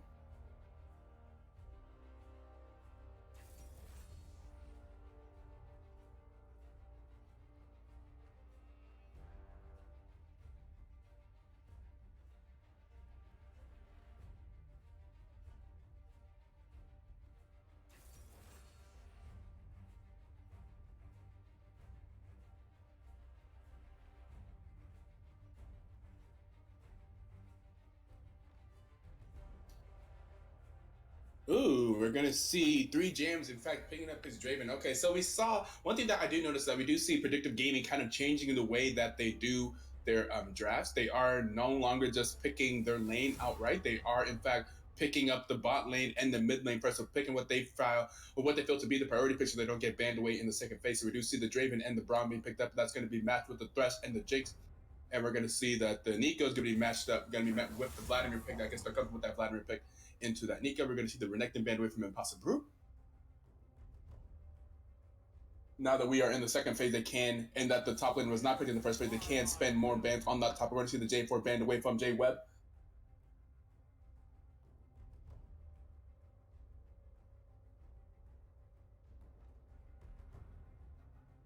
And No Mercy Black for their last ban. They will be banning away the Lee Sin from Dishonor Brew.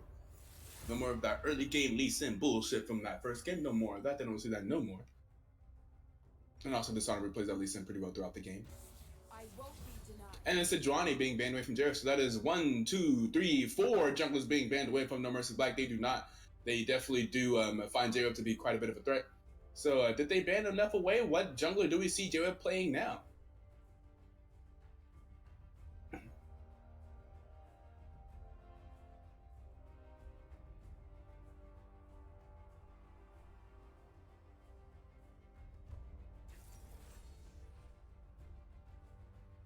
And we're going to see the Kane. Of course, we're going to see the Kane. Yeah, as I was saying earlier, Kane is one of J-Web's favorite champions. So we're going to ban away 4 of those junglers, but none of those bans are going to be Kane. And we're going to see the Kane being picked up. We're going to see the Malphite being picked up. That Malphite, certainly that's Malphite top lane being picked up against Robogunner.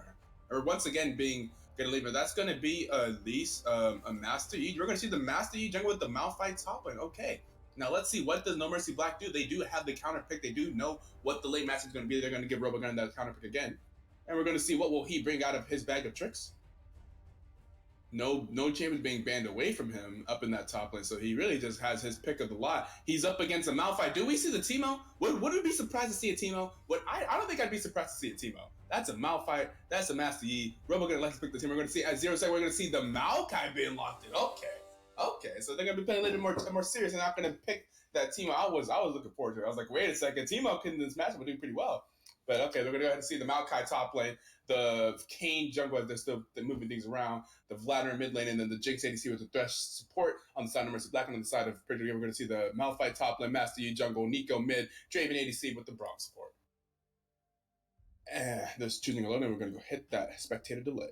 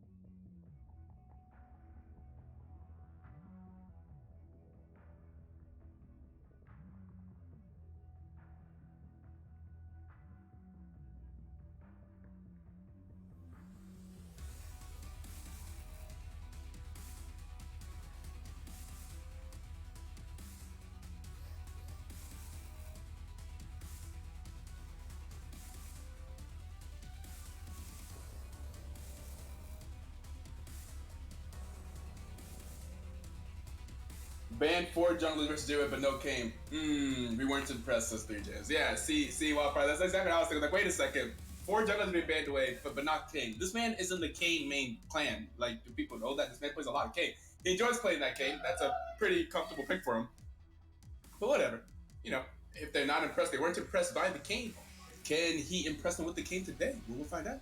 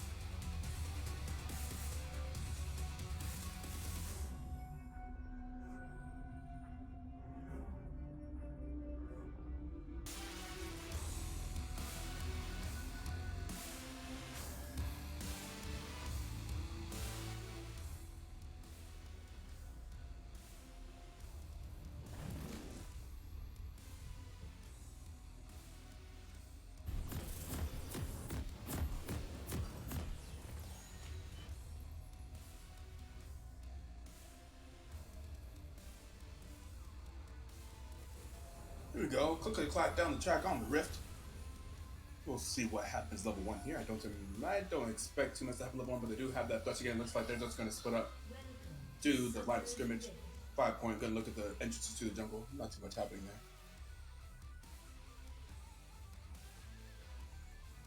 30 seconds until minions spawn.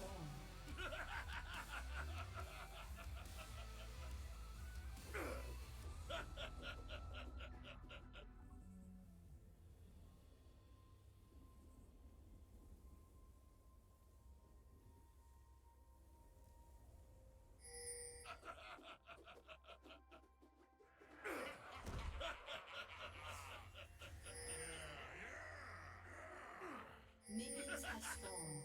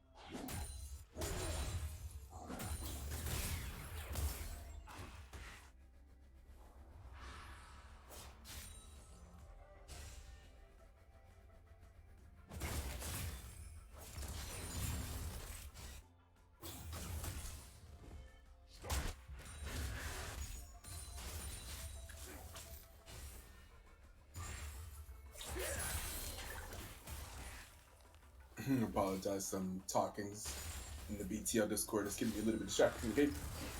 But not too much happening here. We're just going to see people farming up in the lanes. A little bit of trading going on in the different lanes.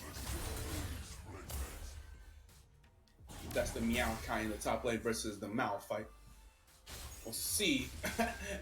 They did say that J-Web on Kane did not impress, so we'll see what he can do this game. Can he prove that is his Kane bannable? Because they are not banning it. Is Kane a strong enough champion to be banned right now? We'll find out. Can the Master Yi carry on Master Yi? Can the Sunbrew carry on Master Yi? Definitely a carry champion. Does No Mercy Black have the resources to stop a Master Yi if he does start to carry? I feel like they don't have a lot of really hard CC outside of the Maokai. So we'll see. Come on.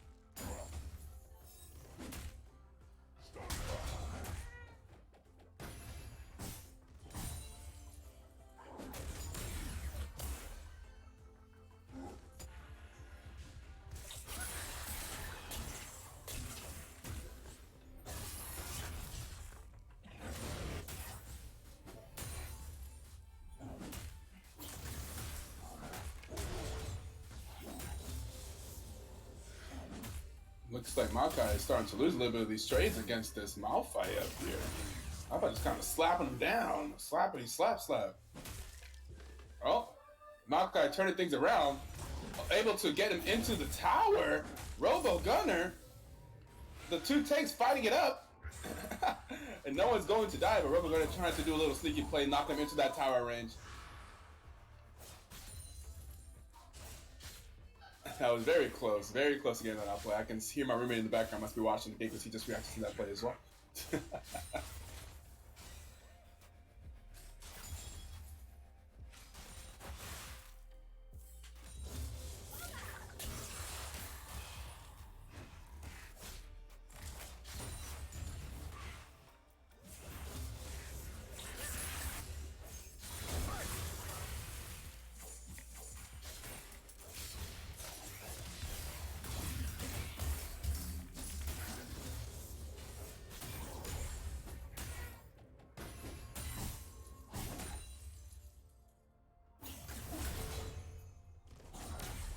But it does look like, for the most part, Impossible seems to be winning these trades up here in this Maokai matchup.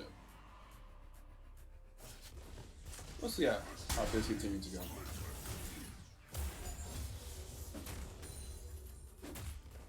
They're a little bit of CS here. Does have lots of mana though.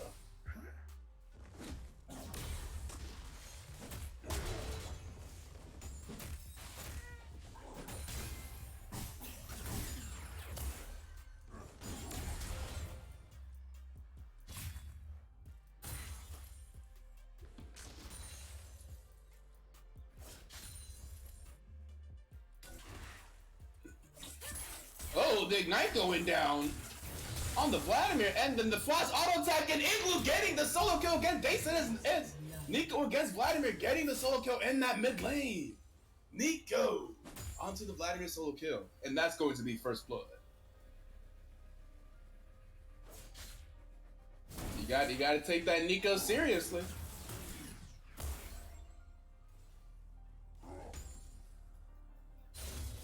Three Jams getting his Draven.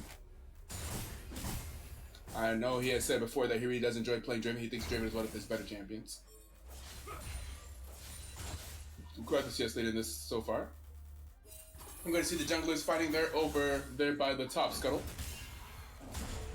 We're going to see the on the way ping to the top lane. Is that going to be a Master Yi looking for the gank in the lane gank? And that's going to be the ultimate into the flash Q into the Master Yi. Going to get the kill. Actually, no, okay, Master's going to get the flash Q and the kill going over to the Malphite. We're going to see Nico continuing to fight this Vladimir. The Vladimir is going to hit her with that ultimate and with the W, and is going to be able to heal back up and not die there. But Nico playing really aggressive this game.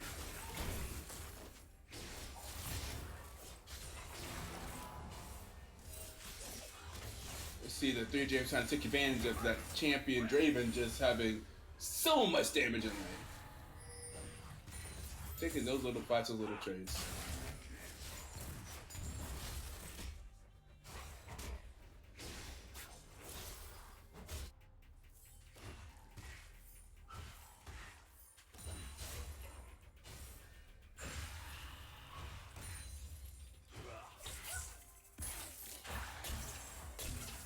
Nico doing a lot of damage with these EQs. bring Vladimir pretty low. Of course, Vladimir just kind of heals it back up over time, but still that hurts. And these axes landing on Jinx, that also hurts. Draven with the 20 CS lead in that lane early on. Jamie farmed pretty well.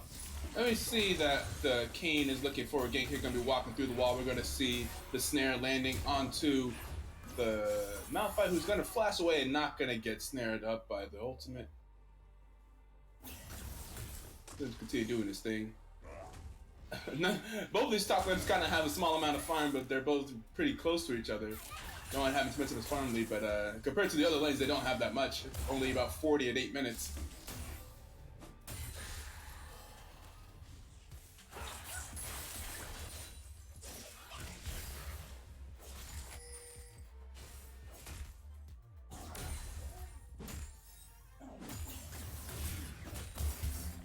There's two tanks battling out up here in the top lane.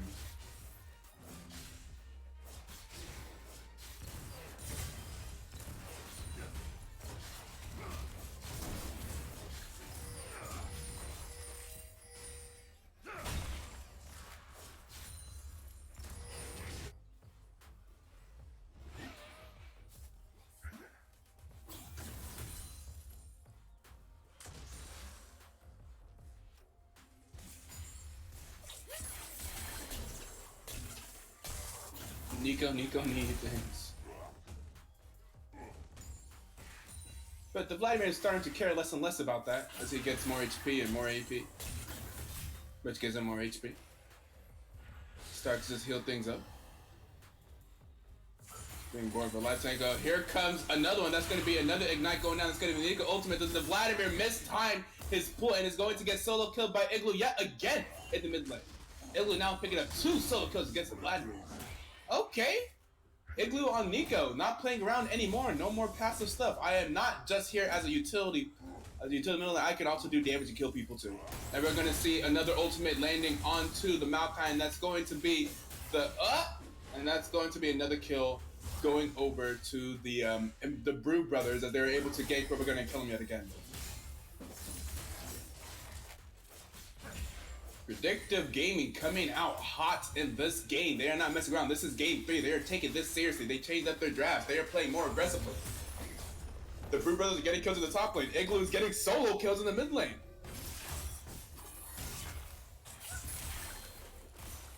He's playing a lot more aggressive here, getting the confidence as he's getting these kills. This is his second game in a row on this matchup. He feels like he knows a little bit better now. But Vladimir doing Vladimir things. Vladimir is still the scaling champion. Vladimir able to scale into the last game and win that game for them. Will be able to do it now though. He's been solo good in lane 2 times. Here comes another kill. Here comes another Nico ultimate. He's going to be taking down a lot of damage again. Here comes Kayn. Kayn's here. Vladimir's looking for that Q. Here comes a teleport in from Maokai. Maokai's going to teleport to the bot lane. Going to start to get stuck on Jib, but meanwhile, Igloo's going to be able to kill the Vladimir. But now we're back to the bot lane. They're going to get stunned up. Draven's getting real low. Here comes the Jinx. Flashing out the Draven. Going to get hit with the E. Here comes the Maokai ultimate, and the Maokai able to get the kill against the Draven. And okay, Jinx is excited. Jinx will be able to get some auto attacks against the Braum. Braum's going to go down as well. Now Mercy Black making some across the map plays once again to try to get themselves back into the game. Able to get that gank onto the Draven, able to kill the Draven. The Draven now has a BF sword. No, that's not a BF sword. That is a whole bloodthirst. A whole bloodthirst now completed. Mercy Black trying to get back into the game with that TP play by the Maokai and with the gank mid lane. But that is an 0-3 Vladimir with the 3-1 Nico. That Nico is doing a lot of damage.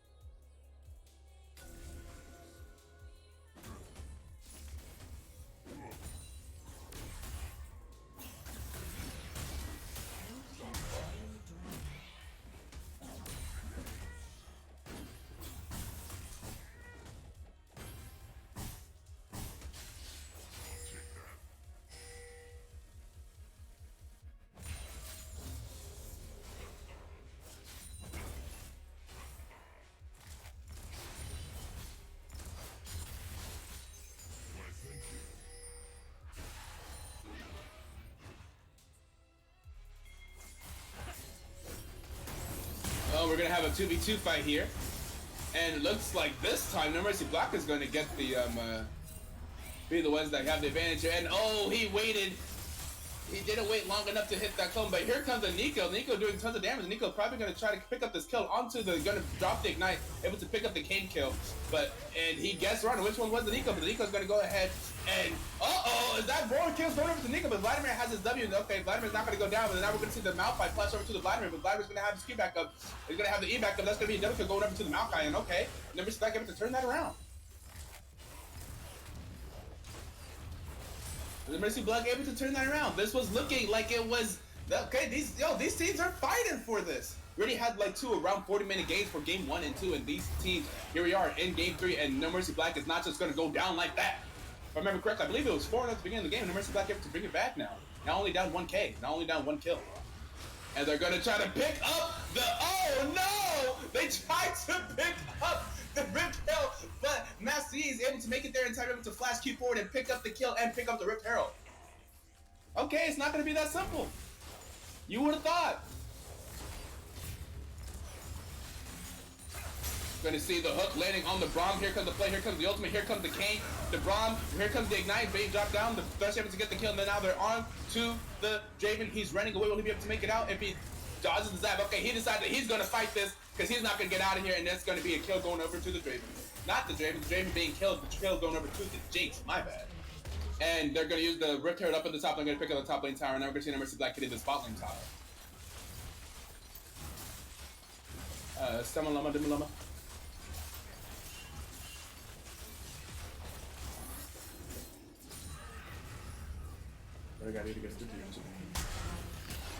And they're gonna die, Robo Gunner. Here come the Brood Brothers, Robo Gunner under tower. They'll be able to do it. Here comes the snare is not going to land on the Master Yi. Whoever going to be able to kill is going to be able to land the stun and kill the Malphite. But the Master Yi was able to get the kill, and the Master Yi is now 3-1. And the Master Yi, wait a second, they have a Ziggs convergence. And possibly pick up the Zeke conversion and that's a lot of but Boston able to land the clutch hook onto Igloo, and Igloo's gonna go down. But look at this bit up here on the top lane. I saw that there was something on the Master Yi. We're gonna see that Zeke's convergence was actually built by the Malphite. So the Zeke's convergence, and he put it on Master Yi. So whenever he ults, Master Yi is gonna get some buffs as well whenever they both ult. That's very interesting. They're definitely running this Master Yi Master Yi Malphite thing to the ground. See if they can get that Master Yi as fed as possible. They're really hoping that Master Yi can carry this game. But meanwhile, No Mercy Black is making plays around the map. There's a lot of focus in the top lane there. Robo Gunner absorbing that pressure very well, having 5 kills, 5 and 4. Hasn't built much armor yet, opting to build the Spirit versus first goes very well with his passive, but I'm sure he'll be building armor after this. As we see that he has picked up the Ninja Tabbies, and actually, with a Catalyst picked up. That makes me think he's probably going into like the Catalyst Magic Resist item. Can't think of the name of it right now, but there's a Catalyst Magic Resist item. The one that makes people do more magic damage around him. You know what I mean. What is that item? It builds out of Catalyst and Negatron Cloak, and I can't think of it.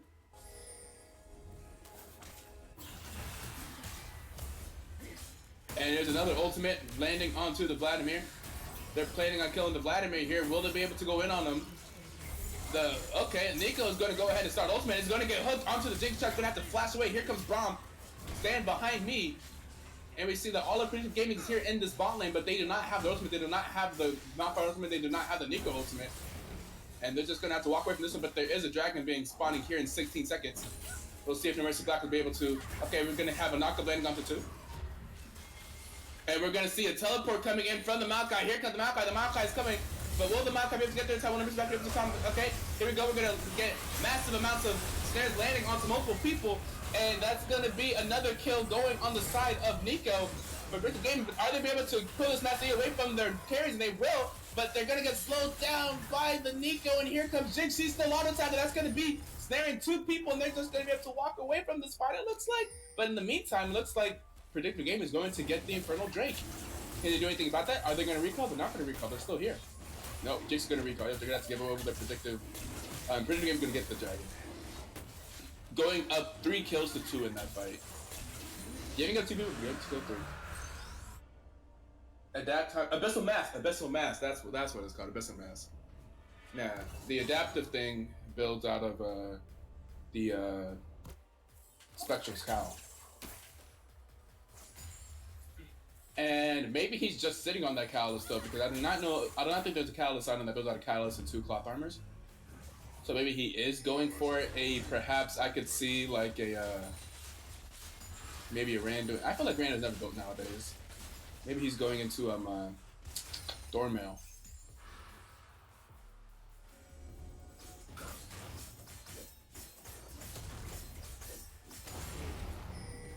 So with the Massey, they do enjoy that Infernal Dragon and that Cloud Dragon actually, in fact. And there's 1 kill between the 2 teams, tied 12 kills to 12. We got ourselves a battle. This is back and forth. This time, Nico leading the charge with the kills for Predictive Gaming. And we're going to see the Kane finding the Master Yi. Going to be able to ultimate as he's able to, before he's able to flush for the wall. And the Master Yi able to kill. The Master Yi able to turn it around. The Master Yi able to kill the Kane after all. That Master Yi is insane. What a champion. And then they're able to come in and pick up the kill on the Vladimir as well.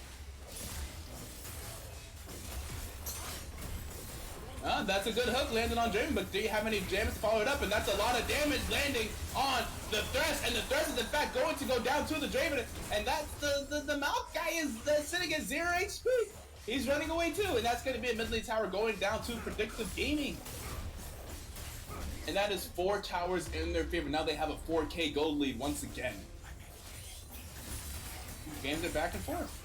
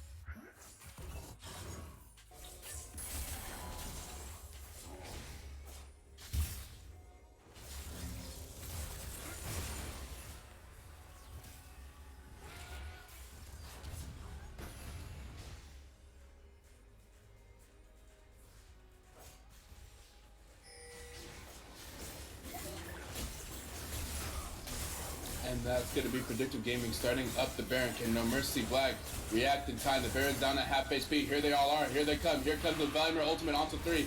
Vladimir able to land the E. Here's going to be the Dragon's going to flash away. There comes the Maokai ultimate. There's comes the hook onto the Igloo.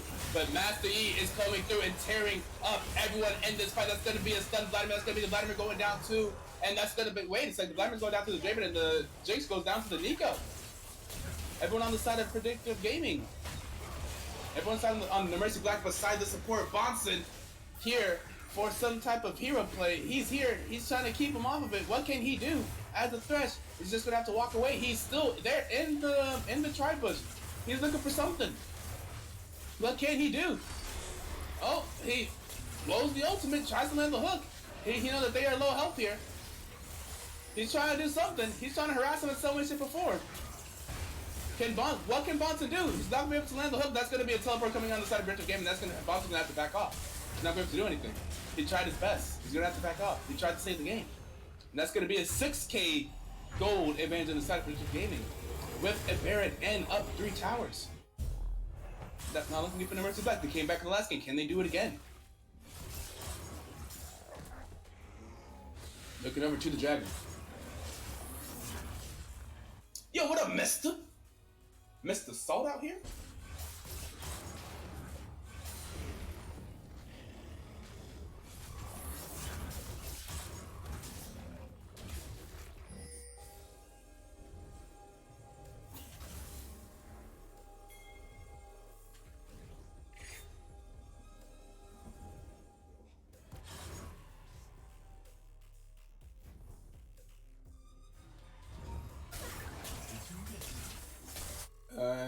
going to be Predictive Gaming starting up the dragon, trying to use the Jinx Trap to seal it. It's not going to work.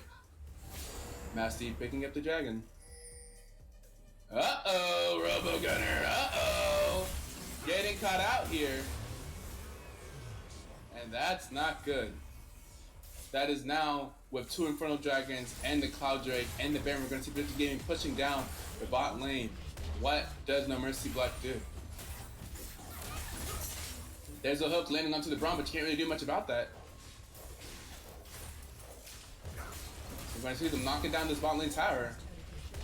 Knocking down the inhibitor tower, now they're knocking down the inhibitor.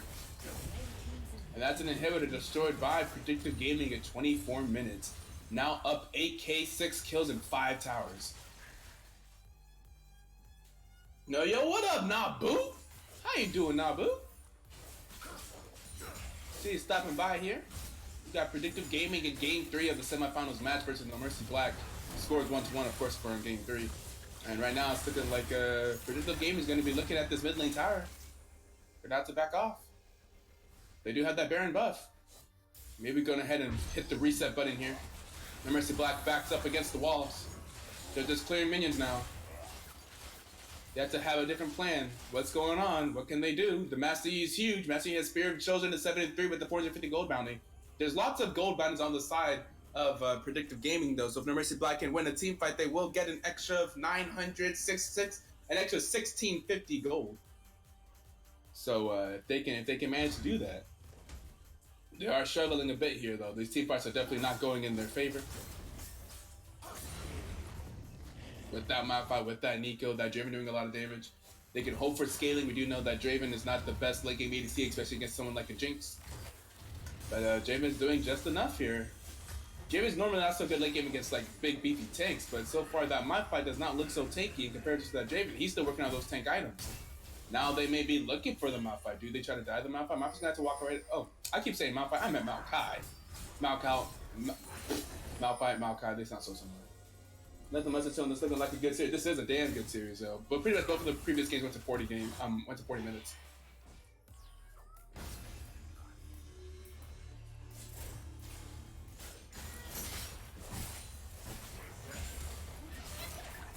And we're gonna see Predictive Gaming up here on this top tower, and that's going to be a hook landing onto the Malphite, but the Malphite just going to ult the Vladimir. The Vladimir's going to go down. Malphite's going to go in there trying to do something, but they're all going to go down. Here comes the Draven walking really far forward, but maybe it doesn't matter. So many members of No Mercy Black are already down. These members trying to do what they can. The hook not going to land on Draven, and they're going to be hitting down this next inhibitor tower. And meanwhile, they're also having Superman is pushing into the bot lane. They can't defend this. They have to back off. That's going to be another inhibitor tower dropping down with another inhibitor dropping down as well. And Mercy Black definitely not looking good now here. Oh my god, I can't talk. Woo! No Mercy Black not looking good. It's not looking good for No Mercy Black at all. Now down 9k, 7 kills and 7 towers. That's not what you want to see if you are No Mercy Black. Now the game plan should be pretty simple for Predictive Gaming. There's only one lane left to attack, one inhibitor tower left to take, one inhibitor left to take as well. So now we see them resetting, and you know what? Just start pushing down bot lane. Wait for the super minion waves to crash in, and then start seizing that bot lane tower. It seems that right now No Mercy Black can't touch him in a team fight. And it doesn't look like No Mercy Black has a win condition in the side lanes as well. Vladimir is not as powerful as he was last game. The Nico is looking very good. And the Draven is looking very strong as well. No one can match that Master Yi. No one on that team can match that Master Yi. Master Yi would just kill all of them in the side lane. You don't have anyone that can fight Master Yi. And you're not winning these team fights either. The Nico and the Master Yi and the Malphite together are just winning these team fights for the side of Predictive Gaming. So where are the win conditions for No Mercy Black? How do they hold on to this one? Is the game already over? 2 supports are kind of broken. Take Rocket Top next time. That is true. They are running. Okay, so here's perhaps what No Mercy Black needed. Able to land the hook onto Draven, but meanwhile, able to perhaps get the backline, but Jinx able to get a double kill. Could this be the turnaround that No Mercy Black needed? Able to get into the backline. The Jinx is still alive. That's a double kill. That's a triple kill for the Jinx. The Jinx with the triple kill. The Jinx well done. The Jinx perhaps with the quadra kill. Jinx with the quadra kill. That could be the turnaround that No Mercy Black needs. Able to get a quadra kill. I also think that's a lot of damage onto the right person. That's exactly what they need. And that's going to be No Mercy Black rotating over to the Infernal Drake. Do they see that Braum? Are they going to go for him? Okay. And just like that, Bonsa with the very crucial hook landing onto the Draven, able to pick up a quadra kill for that Jinx in that fight.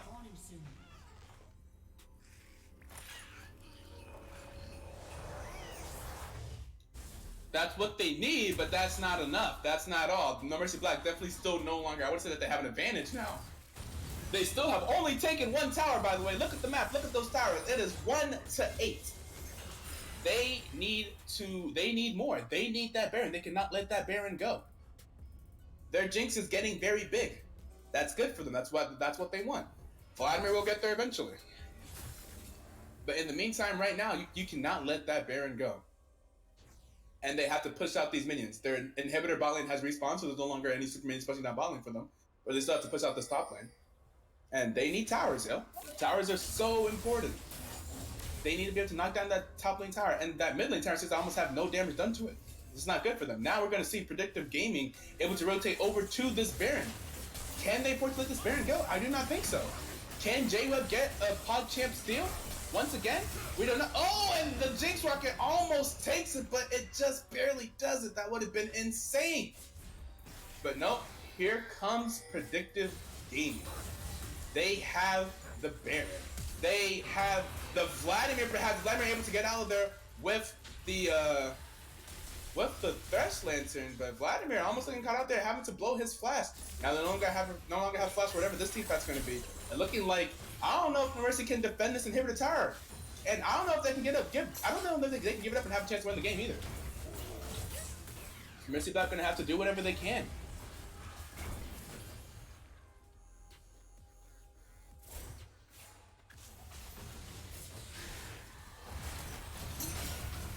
Does Daisy know what his zone is? That is very true. Vladimir has not picked up his zones in this game. He's actually building his Zonias though. You can see it from his items. He's very close to having his Zonias.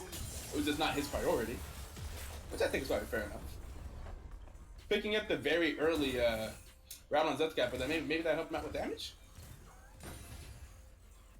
Support Malphite Pog champion Smurf and Autumn. Yes, the Malphite picking up a 6 convergence and a redemption. So yeah, Malphite being very supportive this game. Being a support for that Master Yi. The Master Yi has to support him, and so does the Draven. Big brain strategies coming out here from Predictive Gaming, and that hook's not going to land on anybody. And that's going to be, okay, we're going to see J-Web flash again, landing the knockup onto 2, getting into the backline.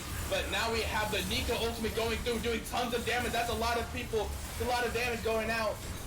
And meanwhile, in the backline, the Master Yi able to kill his target. He's able to kill the Jinx. That's going to be No Mercy Black. They're going down. That's another one. That's another one going down. The Vladimir going down. No Mercy PG. With the massive victory, and that's able to kill 4. Only Kane is left alive, and that's some GG's in the chat going down by Daisy and by Bonson. Not looking good for No Mercy Black. Will both No Mercy teams be knocked out of the finals? This is exactly what it's. They are now on the Nexus. And that is Predictive Gaming beating No Mercy Black in the semifinals 2-1, and they will move on to the finals to face the victory of later matches. Face the victors between the Bonoza Kaplan and the Akatsuki. Well played. Very good series. Every single one of those games was quality gameplay. Well played by both teams, and that's how you're going to have it. Another game going to 3 series. 2-1 in favor of Predictive Gaming.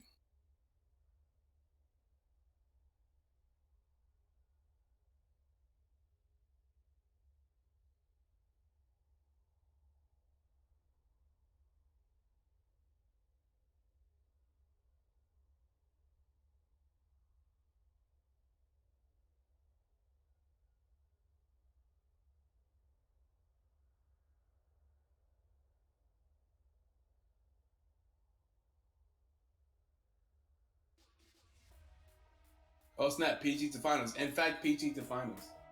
PG, that is the seed 6, the underdog story. But as the 3 Jams was saying earlier, he doesn't think that they are underdog story. He thinks that they were favored in this entire time. He thinks that their new roster is one of the strongest rosters in the league, and they have proven it. Now taking down both Team Dark and No Mercy Black to make it to the finals. That is a difficult road to finals. That's the most difficult road to finals that you could have had besides going up against the #1 seed. What is that logo? Semifinals match 1 winner. What is that logo? You see, Nabu, early on in the season, we were wondering what would PG do for the logo, and someone just like gave us a PNG of Big Bird, and that has been their logo all season, the Big Bird. So Big Bird equals PG. The best logo in the league, baby.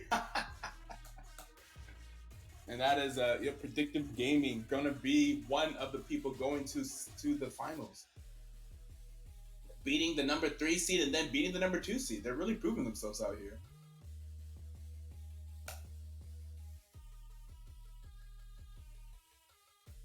Who let the fuckboys win? Big Bird describes us. And that will be both No Mercy teams now. No Mercy Red and No Mercy Black have gone out. No more championship run for them. They are out. Knocked out.